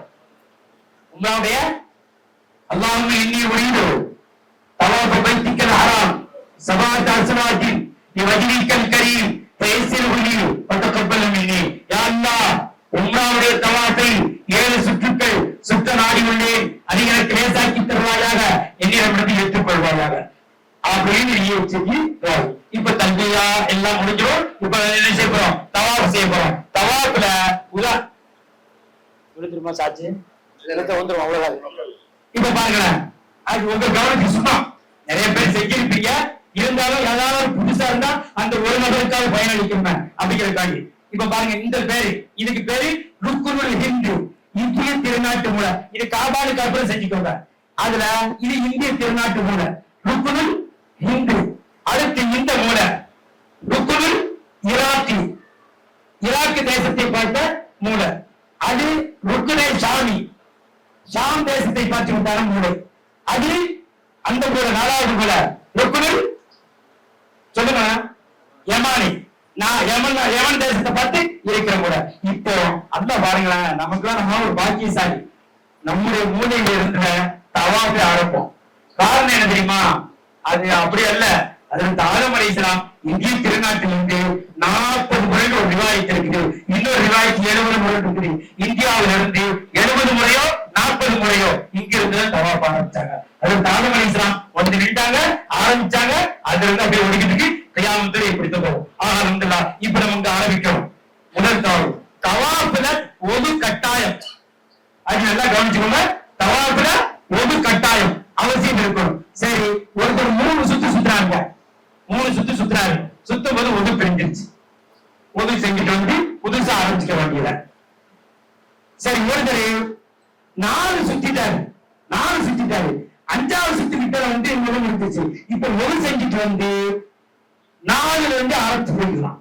ஏன்னா வழிலாத்தில் இருக்கும் எது அதிகமோ அந்த சட்டம். அப்ப அந்த மாதிரி 5 தொடர்ந்து 4 தொடர்ந்துடலாம். 4ல போயிட்டு உதவி முடிஞ்சிச்சு. இப்ப 4ல இருந்து ஆரம்பிச்சு 5 முடிச்சு 6 முடிச்சு 7 முடிக்கணும். ஆக சில பேர் நினைச்சுக்கிறா ஒருக்கா போனதே தவாஃப் நினைச்சுக்கிறாங்க. ஒருக்கா போனதே ஒரு தவாஃப்ங்கிறது 7 சுத்துக்கள் கொண்டது. இப்ப நீங்க இங்க ஆரம்பிக்கணும். தவாஃப்ல என்ன சொல்லணும், 3வது தெரியுமா, சுப்ஹானல்லாஹ் வல்ஹம்துலில்லாஹ் வலா இலாஹா இல்லல்லாஹ் வல்லாஹு அக்பர் வலா ஹவ்ல வலா குவத்த இல்லா பில்லாஹி அலிய்யுல் அஸீம். இப்போ வந்துட்டு அங்க வந்துட்டு போங்க, அதோட நிப்பாட்டிடணும். ருக்குனே யமானில துஆவை கலிமாவை நிப்பாட்டிடணும். நிப்பாட்டிட்டு அங்க இருந்து என்ன செய்யணும்? ரப்பனா ஆத்தினா ஃபித் துன்யா ஹஸனா வஃபில் ஆখিরাতি ஹஸனா வகினா அஸாபன் நார் வஅத்கில்னல் ஜன்னத மஅல் அப்ரார் யா அஸீஸ் யா கஃபார் யா ரப்பல் ஆலமீன். இங்க வந்தாச்சு. இப்போ ஒரு சுத்து இதே மாதிரி 7 சுத்துங்க. 7 சுத்துக்கு உண்டாண்டுவாங்க. அங்க இன்ஷாஅல்லாஹ் நானே சொல்லி தருவேன். சொல்லி தரும்போது நீங்க பின்னாடி தயவு செய்து போனை ஆன்ல வைக்காதீங்க.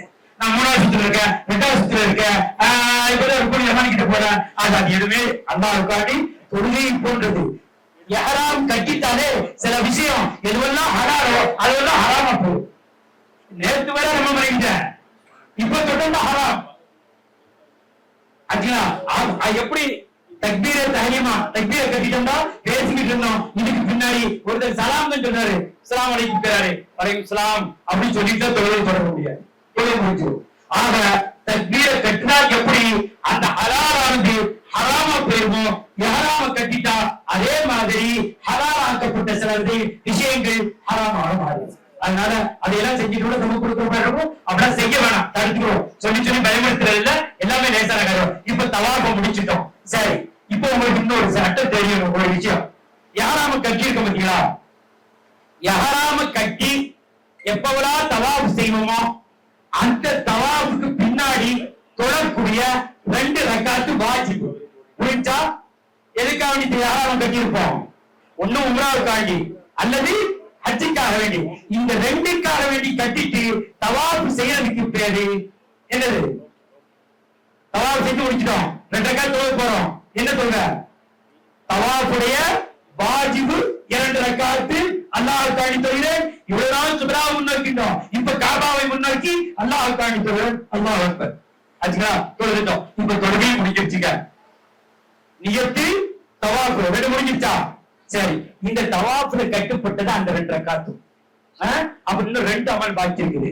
சாய் செய்யறது. ஏற்கனவே சொன்ன அன்னை ஹாஜரா ஓடுனாங்க வச்சியா அந்த இடத்துல. இப்போ இப்போ இப்போ வந்து சபா மர்வா நீ வச்சுக்கோங்க. இது அது சபா, இது மர்வா. அங்க இருந்து ஆரம்பம். அபததியோ பிமா பதல்லாஹி இன்ன சபா வல் மர்வத மின் ஷாயிரில்லாஹ் அப்படின்னு சொல்லி ஆரம்பிச்சு அடுத்த துஆவை உங்களுக்கு என்ன தெரியுமோ, லா இலாஹ இல்லல்லாஹ் வஹ்தஹு லா ஷரீக லஹு லஹுல் முல்கு வ லஹுல் ஹம்து யுஹ்யி வ யுமீத்து பியதிஹில் கைர் வ ஹுவ அலா குல்லி ஷைஇன் கதீர். நாலாவது தெரியுமா? சரி, அந்த ஒரு பள்ளத்தாக்கு சொன்ன பாருங்க, அந்த ஹாஜரா இறங்கி ஓடுனாங்க அப்படின்னு சொல்லி அந்த இடம் பள்ளத்தாக்கி, அந்த இடத்துல மேல லைட் பச்சை லைட் இருக்கும், நீல அலரை பச்சை விளக்கு பகுதி. அந்த இடத்துல வந்தோடனே ரப்பிரஹம் ரப்பிரஹம் சொல்லுங்க. இல்ல இல்ல இல்ல இல்ல ரப்பிர் வரஹம் வதஜாவஸ் அம்மா தாலம் ஃபஇன்னக அன்தல் அஸ்ஸல் அக்ரம் அப்படிங்கிற துஆ வரும். சரி, இதுதான் எங்களுக்கு தெரியாத நெட்டத்து அப்படின்னா அங்க சொன்ன அதே ரப்பனா. ரப்பனாங்கிறது எல்லா மக்களுக்கும் தெரியும், அல்லாஹ் கொடுத்த பெரிய பாக்கியம். இப்ப அந்த ரப்பனா போயிட்டு அடுத்தவங்களுக்கு அந்த பச்சை விளக்கு முடிஞ்ச உடனே என்ன செஞ்ச வேண்டியது? 4வது தெரியுமா? இப்ப போறது 1, திருப்பி வந்தா இது எப்படி இங்க வந்து முடிச்சா 1 சொன்னோமோ அது மாதிரி என்ன? திருப்பி மர்வா வந்து சபா வந்தா 1 அர்த்தம் இல்ல. Safa to Marwa 1, Marwa to Safa 2, Safa to Marwa 3, Marwa to Safa 4, Safa to Marwa 5, Marwa to Safa 6, Safa to Marwa 7. இப்ப 7 சுத்து முடிச்சிங்க. இப்ப உம்ரா முடிஞ்சா இன்னும் ஒரே ஒரு அமல் பாக்கி இருக்கு, இன்னொரு அமல் பாக்கி இருக்குது. இப்ப என்ன செய்யணும்னா இதெல்லாம் முடிச்சுட்டு ஆண்கள் வெட்டை எடுத்துக் கொள்வார்கள் அல்லது குறைத்துக் கொள்வார்கள். குறைத்துக் கொள்றதுன்னா நிறைய பேர் எங்கடாவது ஏகமா குறைக்கிறோம், அதுக்கு பதில் குறைக்கிறது இல்லை. ஆச்சுங்களா? அப்ப அதனால முகஸ்ஸிரீன்ங்கறாம்மா முதல்ல மொட்டையத்தையும் சொல்றான், 2வது குறைச்சிக்கிறதே சொல்றான். ஆனா உங்களுக்கு எது விருப்பமோ அதை செஞ்சுக்கலாம். மொட்டை அடிக்கிறவங்க மொட்டை அடிச்சுக்கலாம் அல்லது சமமா ஏகமா குறைக்க முடியும். உதாரணத்துக்கு மிஷினை போட்டுக்கிறாரு, போட்ட பிரச்சனை இல்லை, ஒன்றும் குற்றம் இல்லை. சரி, இது வந்து ஆண்கள் மொட்டை அடிச்சா யாரும் முடிஞ்சிருச்சு. இப்ப பெண்கள் அதே மாதிரி எல்லாம் முடிஞ்சிருச்சு, மொட்டை அடிக்க முடியாது. நீங்க என்ன செய்யணும்? உங்களுடைய சுண்டு விரல விரல் இருக்காங்க, சுண்டு விரலுடைய நுனியில மொத்த முடியை எடுத்து அதுல ஒட்டு மொத்தத்துல வரக்கூடிய அந்த நுனியில வச்சு அப்படி ஒரு சுத்தி சுத்தி எவ்வளவு வருதோ அந்த அளவுக்கு வெட்டிதான் போடுவாங்க. அல்ஹம்துலில்லாஹ். இப்போ என்ன செஞ்சிடும், உம்ராவுடைய அமல் முடிந்துவிடும். புரிஞ்சா இல்ல ஏதாவது சந்தேகம் இருக்கலாம்? உம்ராவுடைய விஷயத்துல மட்டும் திருப்பி ரூம் போகிறோம், குடிக்கிறது சாப்பிடுறது அப்புறம் நம்ம நார்மல் இருக்கு வந்துருவோம். இப்போ இது வேற தடுக்கப்பட்ட விஷயங்கள்ல பாதுகாப்பா இருக்கும். அது வந்து உங்களுடைய அமல் முடிச்சு இப்ப இதுக்கு பின்னாடி ஹஜ்ஜுடைய நாள் 8ஆம் நாள் பிறந்த உடனே நைட்லயே கூட்டிட்டு போயிடுவாங்க. அதற்கு தொழுதுட்டு போகணும், பட்ஜெட் தொழுதுட்டு போனீங்கன்னா நீங்க போய் சேர்றதுக்கு சூரிய சவாலை தாண்டிடும். காரணம் என்னன்னா மக்கள் நெருக்கடி, போகலாம் முடியாது. அப்போ நலவை கவனிச்சு பிற 8 பிறந்த உடனே கொண்டுட்டு போய் வினாவுல விட்டுவாங்க. பிற 8னுடைய பகலில வினாவுல இருப்போம். பிற 9 பிறக்கும். பிறந்த அந்த நைட்டிலேயே அரபாவுக்கு கூட்டிட்டு போயிடுவாங்க. அப்ப அரபாவுக்கு கூட்டிட்டு போய் பகல்ல அரபாவில் இருப்போம். இப்ப அந்த தொழிலுடைய அதுதான் அந்த நேரத்துல சொல்லிடுறேன். லொஹரையும் அசரையும் ஜம்பு செய்வோம் எங்க அரபாவுல. அதே மாதிரி அன்றைக்கு நைட்டு 9 முடிஞ்ச அந்த நைட்டு பிறந்தா பிற 10 முஸ்தலிஃபாவை கூட்டிட்டு போயிடுவாங்க. இப்ப முஸ்தலிஃபாவை கூட்டிட்டு போய் அங்க தங்கி பஜ்ரையும் இஷாவையும் தொழுவோம். தொழுதுட்டு கொஞ்ச நேரம் முடிஞ்சுன்னா ஓய்வு அதிகரிப்பு அது சம்பந்தமான திலாவத்து என்ன செய்யணும் செஞ்சுட்டு பஜ்ருக்கு பிறகு அங்கிருந்து புறப்படுவோம். அல்லது வயதானவங்க பெரியவங்க முடியாதவங்களை கவனிச்சு பஜ்ருக்கு முன்னாடி புறப்பட்டாலும் குற்றம் ஒன்றும் இல்லை, முடியாது அப்படிங்கிற பட்சத்துல ஆச்சுங்களா. அதுக்குதான் நான் முதல்ல சொன்னேன், ஹஜ்ஜி கடமைகள் எப்போ 20ல காசு வந்துருச்சு, 20 உடல் வலுவும் இருக்கு, அப்பவே கடமை. வயசாகி பேரம்பத்திக்கு பின்னாடி கடமை இல்லை. அப்படி இந்த சிரமங்களை தவிர்க்கிறதுக்கு அல்லாஹ் ரப்பல் ஆலமீன் அந்த ஏற்பாடு செஞ்சிருக்கான். அதனால வேலை செஞ்சிருவோம். முஸ்தலிஃபாவுல தங்கிட்டு மீண்டும் மினாவுக்கு புறப்படுவோம். மினாவுக்கு புறப்பட்டு நேர நம்ம மீனா டென்ட்டுக்கு நம்ம டென்ட்டுக்கே போயிட்டு அப்புறம் கல்லடிக்க போற மாதிரி இருந்தா போகலாம். ஆனா விடமாட்டாங்க போலீஸ்லாம். ஒரே தம் ஏத்தம்மா விழா ஒரே தம்ல போய் கல்ல ஷைத்தானுக்கு அடிச்சுட்டு கஷ்டமா தான் இருக்கும். அப்ப நீங்க அதற்கு திட்டினாலும் சர்வீஸ்காரர்கள் திட்டினாலும் துவா கபூல் ஆகாது. ஏன்னு கேட்டா அது நம்ம கொடுக்கிற செயல் இல்ல, இது நம்ம கொடுக்கிற தண்டனை இல்ல. அந்த நாட்டு சட்டம் அவங்க என்ன வச்சுக்கணும், தவண்டாவது உருண்டாவது நம்ம தான் போய் ஆகணும். சரி, அங்க அஜெக்ட் ஒரு கால் ஏற்பாடு பண்ணவே முடியாது. லட்சம் ரூபாய் இருக்கிற அஜெக்ட் இங்க இருந்தா வேற ஜமரா துணை பண்ணி நடக்கல, லட்சம் இல்ல லட்சம் ரியால் கொடுத்தா போக மாட்டான், உள்ள வரவே வராது வண்டி. அப்ப நடந்தேதான் போறோம். போய் கல்ல அடிச்சுட்டு மீண்டும் நம்ம என்ன செஞ்சிருவோம், வினாவுக்கு வருவோம். வேற 10 கல்லடிச்சுட்டு வினாவுக்கு வந்துடும். 11 கல்லடிப்போம், 12 கல்லடிப்போம். 12 அசரோட அஜுடைய அமல் முடிச்சிடும். அல்லாஹ் வினால ஒரு கால் 12 அசருக்கு மேல மகரிற்கு மேல இங்க தங்குவோம் அப்படிங்கிற நியத்து இருந்துச்சு அப்படின்னு சொன்னா 13ஆவது நாளும் கல்ல அடிச்சுட்டு நம்ம ரூமுக்கு வருவோம். அல்ஹம்துலில்லாஹ். இப்படிதான் செஞ்சுக்கிட்டோம்டா அஜுடைய அமல்கள் லேசா முடிஞ்சிடும், சிரமம் இல்ல. நீங்க செய்ய வேண்டிய ஒரே ஒரு உதவி என்ன செய்யணும்டா, அமீருக்கு கட்டுப்படணும். நான் எப்படி நான் சொல்ல சொன்னா பெரியவங்களை அனுசரிச்சு நம்ம நடக்கணும். அதே மாதிரி அடுத்து செய்ய வேண்டிய உதவி, சிறு வயதா இருக்கிறவங்க பெரியவங்களுக்கு உபகாரம் செஞ்சுக்கிட்டே இருக்கணும். நம்ம தகப்ப, நம்ம தாய், நம்ம அக்கா, நம்ம தங்கச்சி அப்படிங்கிற எண்ணத்தோட இருக்கணும். அப்படி இருந்தால் அவங்க செய்யற எந்த செயலும் நமக்கு கஷ்டமா தெரியாது. அவங்க வேற ஊருங்க, அவங்க முழு வந்தாங்க அவ்வளவுதாங்க, அப்படிலாம் கிடையாது. ஆச்சுங்களா, நம்ம குடும்பம் இது, நம்முடைய குடும்பம் என்னோடு பிறந்தவர்கள் அப்படிங்கிற எண்ணத்தோடு பிறந்தா நம்ம வரக்கூடிய அமல்கள் எல்லாம் அல்லாஹ் லேசாக்கி தந்துடுவான். எப்போ என் தன்சுருவாக என் சுருக்கும், நீங்க பிறருக்கு உதவி செஞ்சா அல்லாஹ் உங்களுக்கு உதவி செய்கிறான். ஆச்சுங்களா, அப்ப நம்ம ஒருத்தர் உதவி செஞ்சுக்கிட்டே இருக்கணும். அவங்களுக்கு சிரமஞ்சா முடியாதவங்க நான் தனிமை தரங்க அப்படின்னு நம்ம முன்னாடி போகணும். நம்ம எல்லாத்தையும் என்னை நான் முற்படுத்தி கொண்டவன் நாளால் ரப்பரத்தில் நான் முன்னால் இருப்பேன். நான் என்ன அதெல்லாம் அப்படி முடியாதுங்க இப்படி முடியாங்க, இங்க வரைக்கும் பறிக்கத்தானே செய்வோம். பறிக்காமே பாடுபடாம இந்த கொடிதான் கிடைக்காது இருக்கும். அது கடையா இருக்கட்டும், கடைக்கு போறாங்க வர்றாங்க, ஏசிக்கார போறாங்க, ஏசி வராங்க, போய் உட்கார்ந்து ஒரு பில்லு வரலன்னு வைங்க, ஒரு ஆள் எழுந்து ஓட ஆரம்பிச்சாரு. போய் இருக்கேன் அவங்க சரி நம்ம பாத்துக்கல அவர் போவாரு. இந்த சிரமம் ஏன் உங்க காசு தானே வரும்டா, உட்கார வேண்டியதுதானே. கஷ்டப்பட்ட அல்லா சொல்றான், இலைக்கு விஜய் நகலத்தி துசாக்கி தாளைக்கு விட்டவன் தெரியா. மரியம் அலைஹிஸ்ஸலாத்துக்கெல்லாம் கணவன் இல்லாம குழந்தை கொடுத்தாங்க. கணவன் இல்லாம குழந்தை கொடுத்த அண்ணாவுக்கு ஒரு சோத்தை கொடுக்க முடியாதா? ஒரு குழம்பு ஒரு சாணா கொடுக்க முடியாதா? முடியும். மரியம் அலைஹிஸ்ஸலாம் அதுக்கு முன்னாடி கொடுத்தாங்க அண்ணா. ஆனால் எப்போ இப்படி இருந்தாங்களோ, அதற்கு ஈசா அலைஹிஸ்ஸலாத்தை வைத்து சுமந்தாங்களோ, அப்ப அல்லாஹ் இருந்தான். ருஸி இலைக்கி இஜ்ரின் நஹ்லத்தி துசாக்கி தாரிக்கு ருத்தபன்னியா. மரியமே, நீங்க ஒரு முயற்சி செய்யுங்க. போல பேட்டோட நிக்குது, ஒரு உழுப்புங்க, அதுல இருந்து கனி விடுவோம், அப்ப எடுத்து சாப்பிட்டுங்கிறாங்க. சும்மா இருக்கிற காலத்துல உணவு கொடுத்த அல்லாஹ் இப்ப போய் உழைச்சி சாப்பிடுங்கிற மாதிரி தெரியுது. ஆக அல்லாஹ் என்ன சொல்றா, நம்முடைய உழைப்பு இருக்கணும், நம்முடைய செயல்பாடு இருக்கணும். அப்படி இருந்தால் அல்லாஹ் உதவி செய்வான். அன்பிற்கு ஆகினார்கள், நம்முடைய ஹஜ்ஜையும் உம்ராவையும் அல்லாஹ் ஏற்றுக்கொள்ள வேண்டுமே. ஆனால் நம்மிடத்தில் நம்ம எடுத்துட்டு போற கட்டிச்சாடங்கள்ல மிகச்சிறந்த கட்டிச்சாடம் இறையச்சம் என்று கேட்டுக்கொண்டு என் வார்த்தையை நிறைவு செய்து அல்லாஹ்வுடைய பார்வை நம் மீது பட்டதின் அடிப்படையில் அல்லாஹ்வுடைய விருந்தினராக அல்லாஹ் நம்மை தேர்வு செய்திருக்கின்றார். அல்லாஹ் நம்மை எப்படி தேர்வு செய்தானோ, நாமும் இந்த பூமியில சேவையாற்றக்கூடிய ஒரு சேவையாளர்களை தேர்வு செய்த நிறுவனமான எங்கள் நிறுவனத்தை நீங்கள் தேர்வு செய்ததற்கு முதலில் நன்றியை தெரிவித்துக் கொள்ள கடமைப்பட்டிருக்கின்றோம். ஜஸாக்குமுல்லாஹ். என்னுடைய அன்பு சகோதரர் சிராஜ் அவர்கள் கடந்த ஒரு 9 வருடமாக ஹாஜிகளுக்கு சேவையாற்றுவதற்குண்டான செயல்பாடுகள், அவர் தந்தை காலாண்டு நூற்றாண்டு காலமாக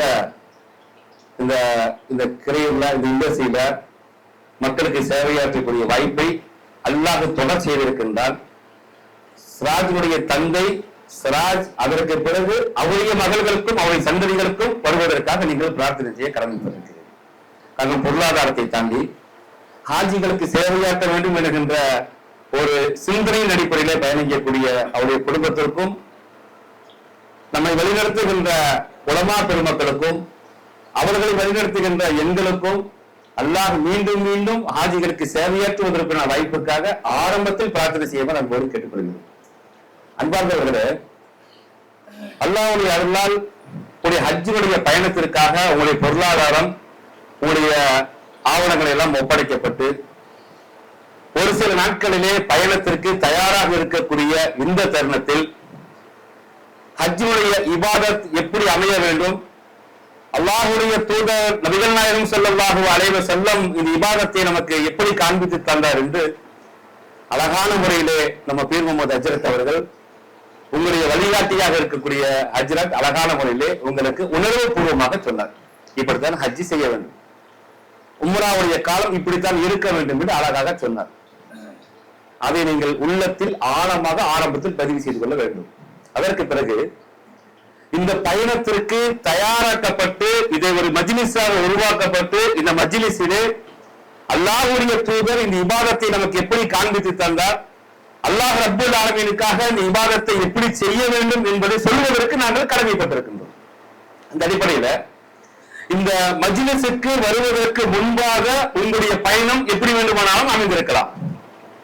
உங்களுடைய பொருளாதாரம் அல்லது இந்த பொருளாதாரத்தை தொடர்ந்து உங்களுடைய குடும்ப சூழல் அல்லது இந்த சமூகம் சார்ந்து இருக்கக்கூடிய சமூகத்தில் இருக்கக்கூடிய ஒரு பிரதிநிதித்துவம், ஜமாத்துகளிலே பொறுப்புகள், இதை நோக்கியெல்லாம் இந்த ஹஜ்ஜுடைய பயணத்திற்கு நீங்கள் தயாராக இருந்திருந்தால், என் குடும்பத்திலே என்னுடைய உறவினர்கள் எல்லாம் ஹஜ் செய்து விட்டார்கள், நான் ஹஜ் செய்தால் எனது பொருளாதாரத்தின் அடிப்படையிலே ஹஜ்ஜை நிறைவேற்றினால் ஜமாத்துகளிலே நமக்கு ஒரு பொறுப்பு கிடைத்துவிடும் அல்லது இந்த சமூகத்திலே நமக்கு மிகப்பெரிய ஒரு அங்கீகாரம் கிடைத்துவிடும் என்கின்ற அடிப்படையில் இந்த பயணத்திற்காக இந்த மஜ்லிஸிலே நீங்கள் கலந்து கொண்டால் உங்கள் எண்ணத்தை மாற்றிக் கொள்ளுங்கள். அல்லாஹ் தெளிவாகவே குர்ஆனில் பேசுகின்றான், சூரத்துல் பக்ராவில் எல்லாம் சொல்கின்றான், ஹஜ்ஜையும் உம்ராவையும் அல்லாஹ்வுக்காக நிறைவேற்றணும். யாருக்கு நிறைவேற்றணுங்க? யாருக்கு நிறைவேற்றணும் சொல்லுங்க? யாருக்கு நிறைவேற்றணும்? அல்லாஹ்வுக்காக வேண்டி நிறைவேற்றும் சிந்தனை கூட சொல்றதுக்கு தயாரா இல்லைங்க. உள்ளத்தில் வருவதற்கு தயாராக இல்லை. இந்த துனியா இன்னைக்கு அப்படி இருக்குது. அதை மாற்றிக்கொள்ள வேண்டும் என்பதற்காகத்தான் இந்த மஜ்லிஸ். நம்முடைய ஆரம்பத்துடைய சிந்தை எப்படி வேண்டுமானாலும் இருந்திருக்கலாம். இந்த மஜ்லிஸில் நீங்கள் வந்ததற்கு பிறகு ஹஜ்ஜையும் உம்ராவையும் அல்லாஹ்வுக்காக வேண்டி நிறைவேற்ற நான் தயாராகிவிட்டேன். இன்ஷா அல்லாஹ் நியத் வச்சுக்கிறோமா? இது முதல் நியத். இரண்டாவதாக அல்லாஹ் பேசுகின்றான்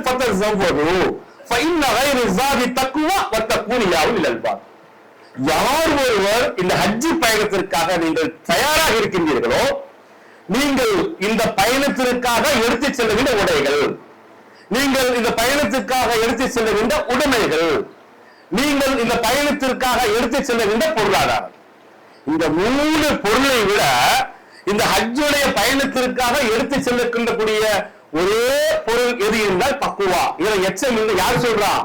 அல்லாஹ் குர்ஆனில் பேசுகிறான். அப்போ இந்த 2 விஷயங்களை உள்ளத்தில் ஆழமாக நீங்கள் பதிவு செய்து கொள்ளணும். எதெல்லாம்? ஒண்ணு, நான் செய்யக்கூடிய இபாதத் அல்லாஹ்வுக்காக இருக்க வேண்டும். அல்லாஹ்வுடைய தூதர் நபிகள் நாயகம் ஸல்லல்லாஹு அலைஹி வஸல்லம் இந்த இபாதத்தை நமக்கு எப்படி காண்பித்து தந்தாரோ அந்த அடிப்படையில் இபாதத்தை செய்வதற்கு நான் தயாராகிவிட்டேன். என்னுடைய பொருளாதாரம் அல்ல, என்னுடைய உடல் ஆரோக்கியம் அல்ல, எனக்கு பிரதிநிதித்துவம் அல்ல, நான் செய்கின்ற இபாதத் அல்லாஹ்வுடைய விருந்தினராக போறேன், அங்க செய்ய போறேன் என்கின்ற சிந்தனையின் அடிப்படையில் மஜ்லிஸை விட்டு வெளியே போங்க. அல்லாஹ் இந்த ஹஜ்ஜை பொருந்திக் கொள்ளக்கூடிய, அல்லாஹ் இந்த ஹஜ்ஜை ஏற்றுக்கொள்ளக்கூடிய ஹஜ்ஜாக இருந்தால் நமக்கு என்ன கிஃப்ட் கிடைக்க போகுது? அன்று பிறந்த பச்சிலம் குழந்தை போல எத்தனை பெரிய வாக்கியத்தை அல்லாஹ் நமக்கு தந்திருக்கிறான். எப்படிங்க கொடுத்திருக்கிறான்? பொருளாதாரத்தை தாண்டி உடல் ஆரோக்கியத்தை தாண்டி அல்லாஹ் நமக்கு எப்படி கொடுக்கிறான்? அன்று பிறந்த பச்சிலம் குழந்தையை போல அந்த வாய்ப்பு அல்லாஹ் நமக்கு கொடுத்திருக்கான்னு சொன்னா அந்த வாய்ப்பை இன்ஷா அல்லாஹ் நாம் பயன்படுத்திக் கொள்வோம். பயன்படுத்துவோம் இன்ஷா அல்லாஹ். அந்த வாய்ப்புக்காக வேண்டி உலகத்தில் இருக்கக்கூடிய ஒட்டுமொத்த இஸ்லாமிய சமூகமும் ஈமானிய சொந்தங்கள் எல்லாம் ஏங்கிக் கொண்டிருக்கிறார்கள் ஹஜ் செய்வதற்காக.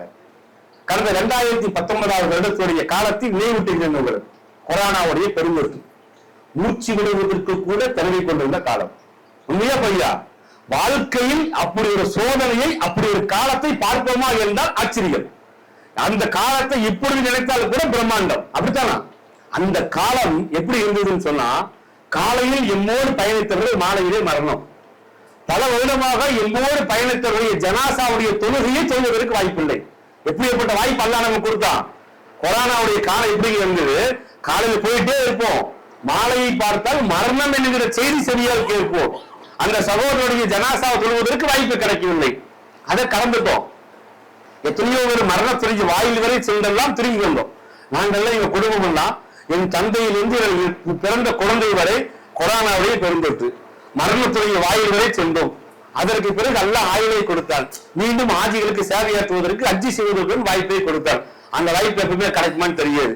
கிடைக்கின்ற பொழுது அந்த வாய்ப்பு இஹ்லாஸாக அல்லாஹ்வை அஞ்சி அந்த வாய்ப்பை பயன்படுத்தி அல்லாஹ் தொடர்ந்து தருவான். அப்போ அந்த காலத்தை எல்லாம் கடந்து அல்லாஹ் நமக்கு ஆயுளை கொடுத்து, அல்லாஹ் பொருளாதாரத்தை கொடுத்து, ஆரோக்கியத்தை கொடுத்து அல்லாஹ் அந்த வாய்ப்பை நோச கொடுத்திருக்கான். அப்போ கொடுக்கப்பட்ட இந்த வாய்ப்பை நீங்கள் முழுமையாக பயன்படுத்திக் கொள்ளுங்கள். இது 2வது விஷயம். அப்போ அந்த பழைய நினைவுகளை வச்சு நம்ம செய்யக்கூடிய இபாதத்தை முழுமைப்படுத்துவதற்காக உங்களை நீங்கள் சுய பரிசோதனை செய்து கொள்ளுங்கள். நாம் எந்த அளவுக்கு இபாதத் செய்ய போறோம், இந்த பொருளாதாரத்தை எப்படி திரட்டி இருக்கிறோம், இந்த பொருளாதாரத்துல ஹராம் இருக்கின்றதா, இந்த பொருளாதாரத்தை ஹலாலை எப்படி உருவாக்கப்பட வேண்டும் என்பதையெல்லாம் உங்களை நீங்கள் சுய பரிசோதனை செய்ததற்கு பிறகு நீங்கள் இபாதத் செய்வதற்காக தியாகம் நிறைந்த அந்த மக்காவுடைய பூமிக்கு சென்றால், தியாகம் நிறைந்த அந்த மக்காவுடைய பூமிக்கு செல்லுகின்ற பொழுது தியாகம் என்றால் எப்படி உருவாக்கப்பட்டது, அல்லாஹ்வுடைய தூதர் ஸல்லல்லாஹு அலைஹி வஸல்லம் 13 ஆண்டு காலம் மக்காவில் எப்படியெல்லாம் தியாகம் செய்தார்கள், ஷஹாதத்தை லா இலாஹ இல்லல்லாஹ் முஹம்மதுர் ரசூலுல்லாஹ் என்கிற திருக்கலிமாவை அல்லாஹ்வுடைய தூதர் ஸல்லல்லாஹு அலைஹி வஸல்லம் அந்த மக்காவுடைய தேசத்தில் எப்படி உருவாக்கினார் என்கிற வரலாறுகளை பார்த்ததற்கு பிறகு இந்த பயணத்திற்காக நீங்கள் தயாராயிருங்க. நீங்க பயணத்துக்கு போகும்போது சும்மா சாதாரண எல்லாம் போறங்கிறதுக்காண்டி போகக்கூடாதுங்க. நாங்கெல்லாம் பயான் பண்ணுவோம், வரலாறுகளை சொல்லுவோம். உணர்வு பூர்வமாக அஜர்த் பயான் பண்ணாரு. அந்த உணர்வுகள் மட்டுமே இருக்குமே தவிர இந்த இபாதத்தை முழுமைப்படுத்தக்கூடிய சிந்தனையும் செயல்பாடுகள் உங்கள்கிட்ட இருக்கு. நாங்க ஒரு உந்துதல் தான், இப்படி எல்லாம் செய்யுங்க, அல்லாஹ்வுடைய தூதர் இப்படி எல்லாம் சிரமப்பட்டார்களே, அதை உள்ளத்தில் கொண்டு வந்துட்டால அந்த பூமியுடைய தன்மையும் அதோட தியாகமும் நமக்கு தெரிஞ்சிருச்சால் அதுக்குண்டான வாய்ப்பை அல்லாஹ் ரப்பல் ஆலமீன் நம்ம அனைவருக்கும் நிரப்பமாக கொடுப்பானாக என்று பிரார்த்தனை செய்கிறேன். அடுத்ததுங்க, அல்லாஹ் மிகப்பெரிய ஒரு கவலைப்படக்கூடிய ஒரு விஷயம். நம்ம ஹலாலான பொருளாதாரத்தை கையில் எடுத்துக்கொண்டோம், அல்லாஹ்வுக்காக வேண்டி இபாதத் செய்வதற்கு தயாராகிவிட்டோம். அல்லாஹ்வுடைய தூதர் ஸல்லல்லாஹு அலைஹி வஸல்லம் எப்படி காண்பித்து தந்தாரோ அந்த அடிப்படையில் இபாதத் செய்வதற்கும் தயாராகிவிட்டோம்.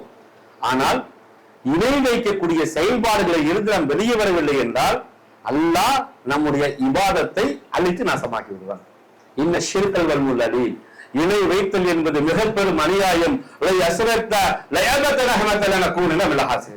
யார் ஒருவர் அல்லாஹ்வுக்கு இணை கற்பிக்கின்றார்களோ அவருடைய இபாதத்தை அழித்து நாசமாக்கி விடுவேன். யாருங்க சொல்றா? நாசம் என்ற வார்த்தையை சொல்றது அல்லாஹ் சொல்றான்.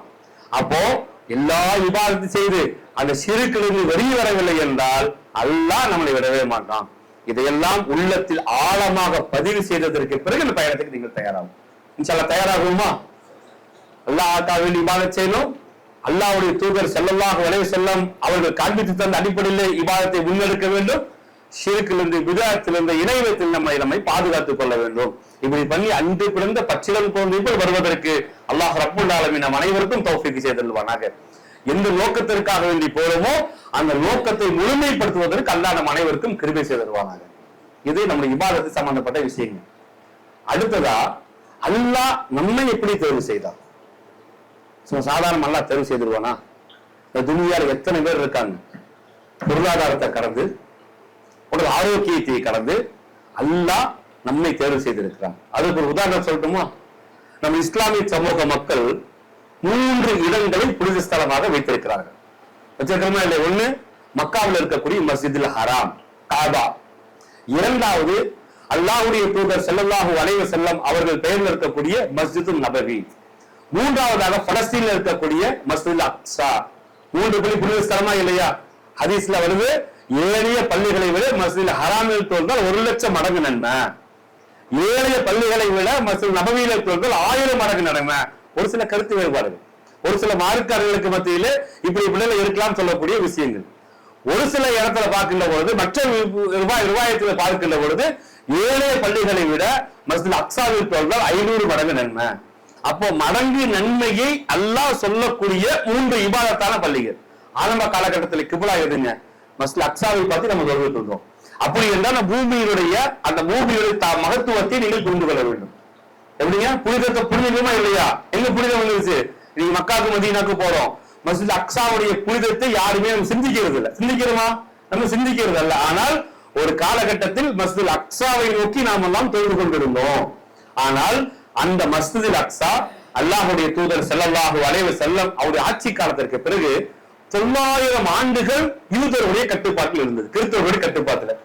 ஐரோப்பியாவிலிருந்து வரக்கூடிய வியாபாரிகள், ஐரோப்பியர்கள் கொஞ்சம் கொஞ்சமாக வியாபாரிகள் பலஸ்தீனை நோக்கி வருகிறார்கள், இஸ்ரேலை நோக்கி வருகிறார்கள், அவர்கள் வியாபாரம் செய்கிறார்கள், சிறுபான்மையராக இருக்கிறார்கள். ஒரு காலகட்டத்தில் பாத்தீங்கன்னு சொன்னா அந்த பைத்துல் முகத்தஸை கைப்பற்றி கிறிஸ்துவ சாம்ராஜ்யமாக உருவாக்கப்படும், யூதருடைய சாம்ராஜ்யமாக அந்த பைத்துல் முகத்தஸை வச்சுக்கிறாங்க. நம்ம கட்டுப்பாட்டு இல்ல, முஸ்லிம்கள் கட்டுப்பாட்டு இல்ல. ஆனா ஈஜிப்துல ஒரு சிற்றரசராக இருக்கக்கூடியவர், ஒரு சிறிய அரசர், அவர் ஒரு உள்ளத்தில் நினைக்கிறார், இந்த பைத்துல் முகத்தஸை கைப்பற்றி இஸ்லாமியர்கள் கையில் ஒப்படைக்க வேண்டும் என்கின்ற சிந்தனையில் இருக்கக்கூடியவர். யாருங்க? சுல்தான் சலாவுதீன் அய்யூபி என்று சொல்லக்கூடிய மிகப்பெரிய மேதை. அந்த சுல்தான் சலாவுதீன் அய்யூபி வரலாறு பாருங்க, நிறைய வரலாறுகள் தெரியும். சுல்தான் சலாவுதீன் அய்யூப் எங்க இருக்காருன்னா மக்காவுக்கு மிக அருகாமல் இருக்கக்கூடிய ஈஜிப்துடைய பகுதியிலே ஒரு சிற்றரசராக இருக்கிறார். ஹஜ்ஜுக்கு போயிட்டு வர்றவங்களை எல்லாம் பலி அனுப்பக்கூடியவர். யாரெல்லாம் ஹஜ்ஜுக்கு போயிட்டு வர்றாங்களோ அங்க போவாங்க, அந்த எல்லையில் வரவேற்றிட்டு வருவாரு. அப்படி இருக்கக்கூடிய அந்த சுல்தான் சலாவுதீன் அய்யூபுடைய சிந்தனையின் அடிப்படையில, எண்ணத்தின் அடிப்படையில மிகப்பெரிய புரட்சியும் எழுச்சியும் உருவாக்கப்பட்டு அந்த பைத்துல் முகத்தஸை கைப்பற்றி அந்த பைத்துல் முகத்தஸை இஸ்லாமியர்கள் கையில் ஒப்படைக்கப்பட்ட சுல்தான் சலாவுதீன் அய்யூபியர்களுக்கு ஹஜ்ஜி செய்யக்கூடிய வாய்ப்பை அல்லாஹ் ஏற்படுத்துது. அப்படி பூமியில் நாமள யாருங்க சொல்லுங்க? காசு இருந்தா போதுமா? அல்லாஹ்வுடைய தூதர் நபிகள் நாயகம் ஸல்லல்லாஹு அலைஹி வஸல்லம் அவர்களுடைய தர்பாரை சந்திப்பதற்காக போறோம், ரவுலாவிலே தொழுவதற்காக போறோம் என்கிற சிந்தனையின் அடிப்படையிலே உங்கள் பயணத்தை வைத்துக் கொள்ளுங்கள். மதீனாவில 10 வருட காலம் அல்லாஹ்வுடைய தூதர் ஸல்லல்லாஹு அலைஹி வஸல்லம் எப்படி எல்லாம் இருந்தார்கள். 13 வருடத்துடைய தியாகத்திற்கு பிறகு இந்த 10 ஆண்டு காலம் எப்படி எல்லாம் இருந்தது. அல்லாஹ்வுடைய தூதர் ஸல்லல்லாஹு அலைஹி வஸல்லம் மதீனாவிலே இருந்து எப்படி உம்ரா செய்வதற்காக மக்கா சென்றார்கள், எப்படி ஆசையை நோக்கி மக்காவில் காபாவை பார்க்க வேண்டும் என்று சென்றார்கள் என்ற வரலாறுகளை இன்ஷா அல்லாஹ் மதீனாவை போய் பார்த்துக்குருவோம். மதீனாவை போனே விட்டுற மாட்டோம். நீங்கள் எல்லாம் ஒத்துழைப்பு கொடுத்தால், நீங்கள் எல்லாம் ஆர்வமாக இருந்தால், அல்லாஹ்வுடைய தூதர் முதல் வருடத்துல மதீனாவுக்கு சென்றதுக்கு பிறகு உஹதுடைய யுத்தம் எப்படி நடைபெற்றது, பத்ருடைய யுத்தம் எப்படி நடைபெற்றது, பத்ருடைய யுத்தத்தில் அல்லாஹ் இருக்குகின்றான், ஈமானியத்திற்கு எப்படி அல்லாஹ் உதவி செய்வான், உள்ளத்தின் அடிப்படையிலே பிரார்த்தனை செய்தால் அப்படி அல்லாஹ் அந்த பிரார்த்தனையை பொருந்திக் கொள்வான் என்கின்ற வரலாறுகளை, பத்ருடைய மைதானத்துடைய வரலாறுகளை இன்ஷா அல்லாஹ் மதீனால பார்ப்போம். உஹதுடைய மைதானத்தில் ஒரு தலைமைக்கு கட்டுப்படவில்லை என்றால், ஒரு அமீருக்கு கட்டுப்படவில்லை என்றால், யாராக இருந்தாலும் தூக்கி எறியப்படுகிறது என்கின்ற வரலாறுகளும் அதே மதீனாவுடைய பூமியிலே தான் இருந்தது. எந்த பத்ருடைய மைதானத்தில் அல்லாஹ்வை கையேந்தி உள்ளத்திலிருந்து கேட்கப்பட்ட பிரார்த்தனையின் அடிப்படையிலே அல்லாஹ் வெற்றியை கொடுத்தானோ, அதே மதீனாவுடைய நகரத்திலே நகரத்திலே உஹதுடைய மைதானத்திலே எந்த தலைமைக்கு கட்டுப்படாததால் அல்லாஹ் அந்த தலைமையை துண்டாடப்பட்டால் என்கின்ற வரலாறுகளை நம்ம இன்ஷா அல்லாஹ் பார்க்க போறோம். அப்ப மதீனா வரலாறை பார்ப்போம். மதீனாவில் சென்றதற்கு பிறகு நேரம் என்ன பண்ணுவோம், மக்காவுக்கு இன்ஷா அல்லாஹ் போகும்போது எஹ்ராமுடைய ஆடை அணிந்து உம்ராவுடைய நிய்யத்திற்காக இன்ஷா அல்லாஹ் போவோம். அப்ப உம்ராவுடைய நிய்யத்தை எப்படி போவோம், உம்ராவுடைய எஹ்ராம் கட்டி என்ன உம்ரா செய்ய போறங்கிற வரலாறுகளையும் இன்ஷா அல்லாஹ் அங்களுக்கு கொடுக்கப்படும். அதே மாதிரி நேரடியாக மக்காவுல உம்ராவுக்கு போகக்கூடியவங்க இங்க எஹ்ராமுடைய ஆடை, உம்ராவுடைய எஹ்ராமுடைய ஆடைய எந்த இடத்துல அணியணும், எப்படி அணியணுங்கிறது இன்ஷா அல்லாஹ் அந்த இடத்துல இன்ஸ்ட்ரக்ஷன் கொடுப்பாங்க. உம்ராக்கு போகக்கூடிய நீங்க ரொம்ப இஹ்லாஸா போய்க்கிறீங்க, கிடைக்கக்கூடிய வாய்ப்பை பயன்படுத்திக்கிறீங்க. நீங்க போறீங்க அல்லாஹ்வுடைய அரசு இருக்கக்கூடிய இடத்துக்கு போறீங்க. அந்த காலகட்டத்தில் நாம் எல்லாம் ஆரோக்கியத்தோடு செல்வதற்குண்டான வாய்ப்பிற்காக நீங்கள் உங்களை தயார்படுத்திக் கொள்ளுங்கள் என்று இந்த நல்ல சந்தர்ப்பத்தில் செய்தியாக உங்களுக்கு நான் சொல்லுகிறேன். ஏனென்று சொல்லப்பட்டால் அரஃபாவுடைய பெருவரி என்பது சாதாரண பெருவரி அல்ல. ஹஜ்ஜை நோக்கி செல்லுகின்ற பொழுது மினாவுடைய கூடாரத்தை கலந்து அது ஹஜ்ஜு உள்ள அரஃபா, யார் ஒருவர் அரஃபாவில் இல்லையோ அவருக்கு ஹஜ்ஜில் என்கின்ற அந்த செய்தியை உங்கள் உள்ளத்தில் வைத்துக் கொண்டு அந்த அரஃபாவுடைய காலம் சிறந்த காலமாக அந்த இடத்திலையும் நாம் செய்யப்பட்ட அநீதிகளை ஒப்படைப்பதற்குண்டான வாய்ப்பை நீங்கள் முழுமைப்படுத்திக் கொள்ளுங்கள். ஹஜ்ஜை எல்லாம் முடிச்சுட்டு மற்ற இருக்கக்கூடிய காலம் ஹஜ்ஜி முடிச்சிட்டோம், நாம எல்லாம் ஹாஜியார் ஆகிட்டோம், இபாதத்தை லேசாக்கிறாதீங்க, இபாதத்தை வலிமைப்படுத்திக் கொள்ளுங்கள். அந்த பூமிகளுடைய தன்மையை நீங்கள் வைத்துக் கொண்டு அந்த இபாதத்திற்குண்டான தயாரிப்புகளை இன்ஷா அல்லாஹ் நீங்கள் எல்லாம் வந்துவிடுமாறு நிர்வாகத்தின் சார்பாக அன்போடு கேட்டுக்கொள்கின்றோம். அந்த இடத்துல மார்க்கத்துடைய அடிப்படையில மார்க்க அறிஞர்கள் உங்களுக்கு அந்த இபாதத்துடைய வரலாறு இன்ஷா அல்லாஹ் உங்களுக்கு நம்ம சொல்லுவோம். இந்த ஹஜ்ஜுடைய உம்ராவுடைய சட்டங்கள், அந்த செய்திகளை, அந்த இபாதத்தை எப்படி பண்ண போறாங்கிறத அந்தந்த இடத்துல இன்ஷா அல்லாஹ் நிர்வாகத்தின் சார்பாக உங்களுக்கு அறிவிப்பாக இன்ஷா அல்லாஹ் கொடுக்கப்படும். அடுத்ததாக உங்களுடைய பயணத்தின் சம்பந்தமாக பெரிய ட்ராலி, அந்த ட்ராலியில இருப்பாங்க கிட்ட எல்லாம் கொஞ்சம் கொண்டு வாங்க, சாம்பிள் எல்லாம் காமிச்சிங்க. எல்லாத்துக்கும் பெரிய ட்ராலி கொடுத்துருப்பாங்க. குறிப்பா அந்த ட்ராலியில நீங்க பவர் பேங்க் போன்ற பொருளை வச்சிடாதீங்க. குறிப்பா அந்த பவர் பேக்ல வச்சிருந்தீங்கன்னு சொன்னா அந்த டிராவல் சம்பந்தமா ரொம்ப கஷ்டமா இருக்கும் உங்களுக்கு. அதே மாதிரி சின்ன பேக் கொடுப்பாங்க மினாவுக்காக, அரஃபாவுக்காக, அந்த ஹரமுக்கு போறதுக்காக என்னென்ன டிராவல் கிட்ட உங்களுக்கு கொடுக்குறாங்களோ அந்த டிராவல் கிட்ட மறவாம நீங்க மக்காவுக்கு இன்ஷா அல்லாஹ் எடுத்துக்கணும். இன்ஷா அல்லாஹ் மக்காவுக்கு இன்ஷா அல்லாஹ் எடுத்துக்கணும். குறிப்பாக இபாதத் சம்பந்தப்பட்ட விஷயங்கள்ல குர்பான் என்கின்ற ஒரு இபாதத் இருக்கிறதுனால ஒரு நபருக்கு 720 ரியால் என்று நிர்ணயம் செய்யப்பட்டிருக்கணும். அந்த 720 ரூபாயுடைய குர்பானுடைய பணத்தை இன்ஷா அல்லாஹ் அதனுடைய பொறுப்பாளிகள் நம்மளுடைய அஜர்த்தவங்க அந்த இடத்துல உங்களுடைய பெயர் யாராருக்காக வேண்டி நீங்க ஹஜ்ஜி செய்ய போறீங்க என்கிற பெயர்ல கொடுக்கப்பட்டு அமானிதமாக அந்த குர்பானுடைய விஷயத்தையும் இன்ஷா அல்லாஹ் அந்த இபாதத்துக்குண்டான காலத்தையும் இன்ஷா அல்லாஹ் நம்ம முழுமைப்படுத்தி கொடுத்துருவோம். இன்ஷா அல்லாஹ் அந்த இடத்துல சிராஜ் பாய் இருப்பாரு, அந்த இடத்துல அஜர்த் இருப்பாங்க. அந்த இபாதத்தை எப்படி பண்ண போறதுன்னு இன்ஸ்ட்ரக்ஷன் கொடுத்துருவாங்க. அதையும் அழகான முறையில உங்களுக்கு கொடுத்துருவாங்க. அது மேற்கொண்டு உங்களுக்கு தேவையான ஒரு கை செலவுக்கு குறைந்தது ஒரு 1000 ரியால் குர்பானை சேர்த்தாம ஒரு 1000 ரியால் கையில இருப்பதற்குண்டான பயணத்துக்குண்டான தயாரிப்புக்கு நீங்க இன்ஷால்லா ரியால இங்கேயே மாத்தி வச்சுக்கிறீங்க. இங்கே நீங்க அதுக்கு மேற்கொண்டு நீங்க பர்ச்சேசிங் எவ்வளவு வேணா வச்சுக்கலாம். இன்ஷால்லா ரியாலுக்குண்டான காசை நீங்க வச்சுக்கிறீங்க. ஒரு உறவுகளுக்குண்டான பாதுகாப்பு இன்ஷால்லா நீங்க வச்சுக்கிறீங்க. மக்காவுக்கு போனதுக்கு பிறகு அந்தந்த இபாதத்தை எப்படி பண்ண போறதுன்னு இன்ஷா அல்லாஹ் உங்களுக்கு அறிவிப்பாக கொடுக்கப்படும். இதுதான் மார்க்கத்துடைய இபாதத்துக்குண்டான விஷயங்கள். பயணம் சம்பந்தப்பட்ட ஒரு சில 3 குழுவாக இருக்கிறதுனால எப்படி எப்படி போறாங்கிறது நிர்வாகத்தின் சார்பாக மீண்டும் உங்களுக்கு கொடுக்கப்படும். இந்த வாய்ப்பை நீங்கள் முழுமையாக பயன்படுத்திக் கொள்ளுங்கள். எந்த நோக்கத்திற்காக வேண்டி போறோமோ அந்த நோக்கத்தை முழுமைப்படுத்தி வருவதற்கு அல்லாஹ் அனைவருக்கும் கிருபை செய்துவானாக. ஒரே ஜமாத்தோடு செல்கின்றோம், அதே ஜமாத்தோடு திரும்புவதற்கு அல்லாஹ் கிருபை செய்திருவானாக.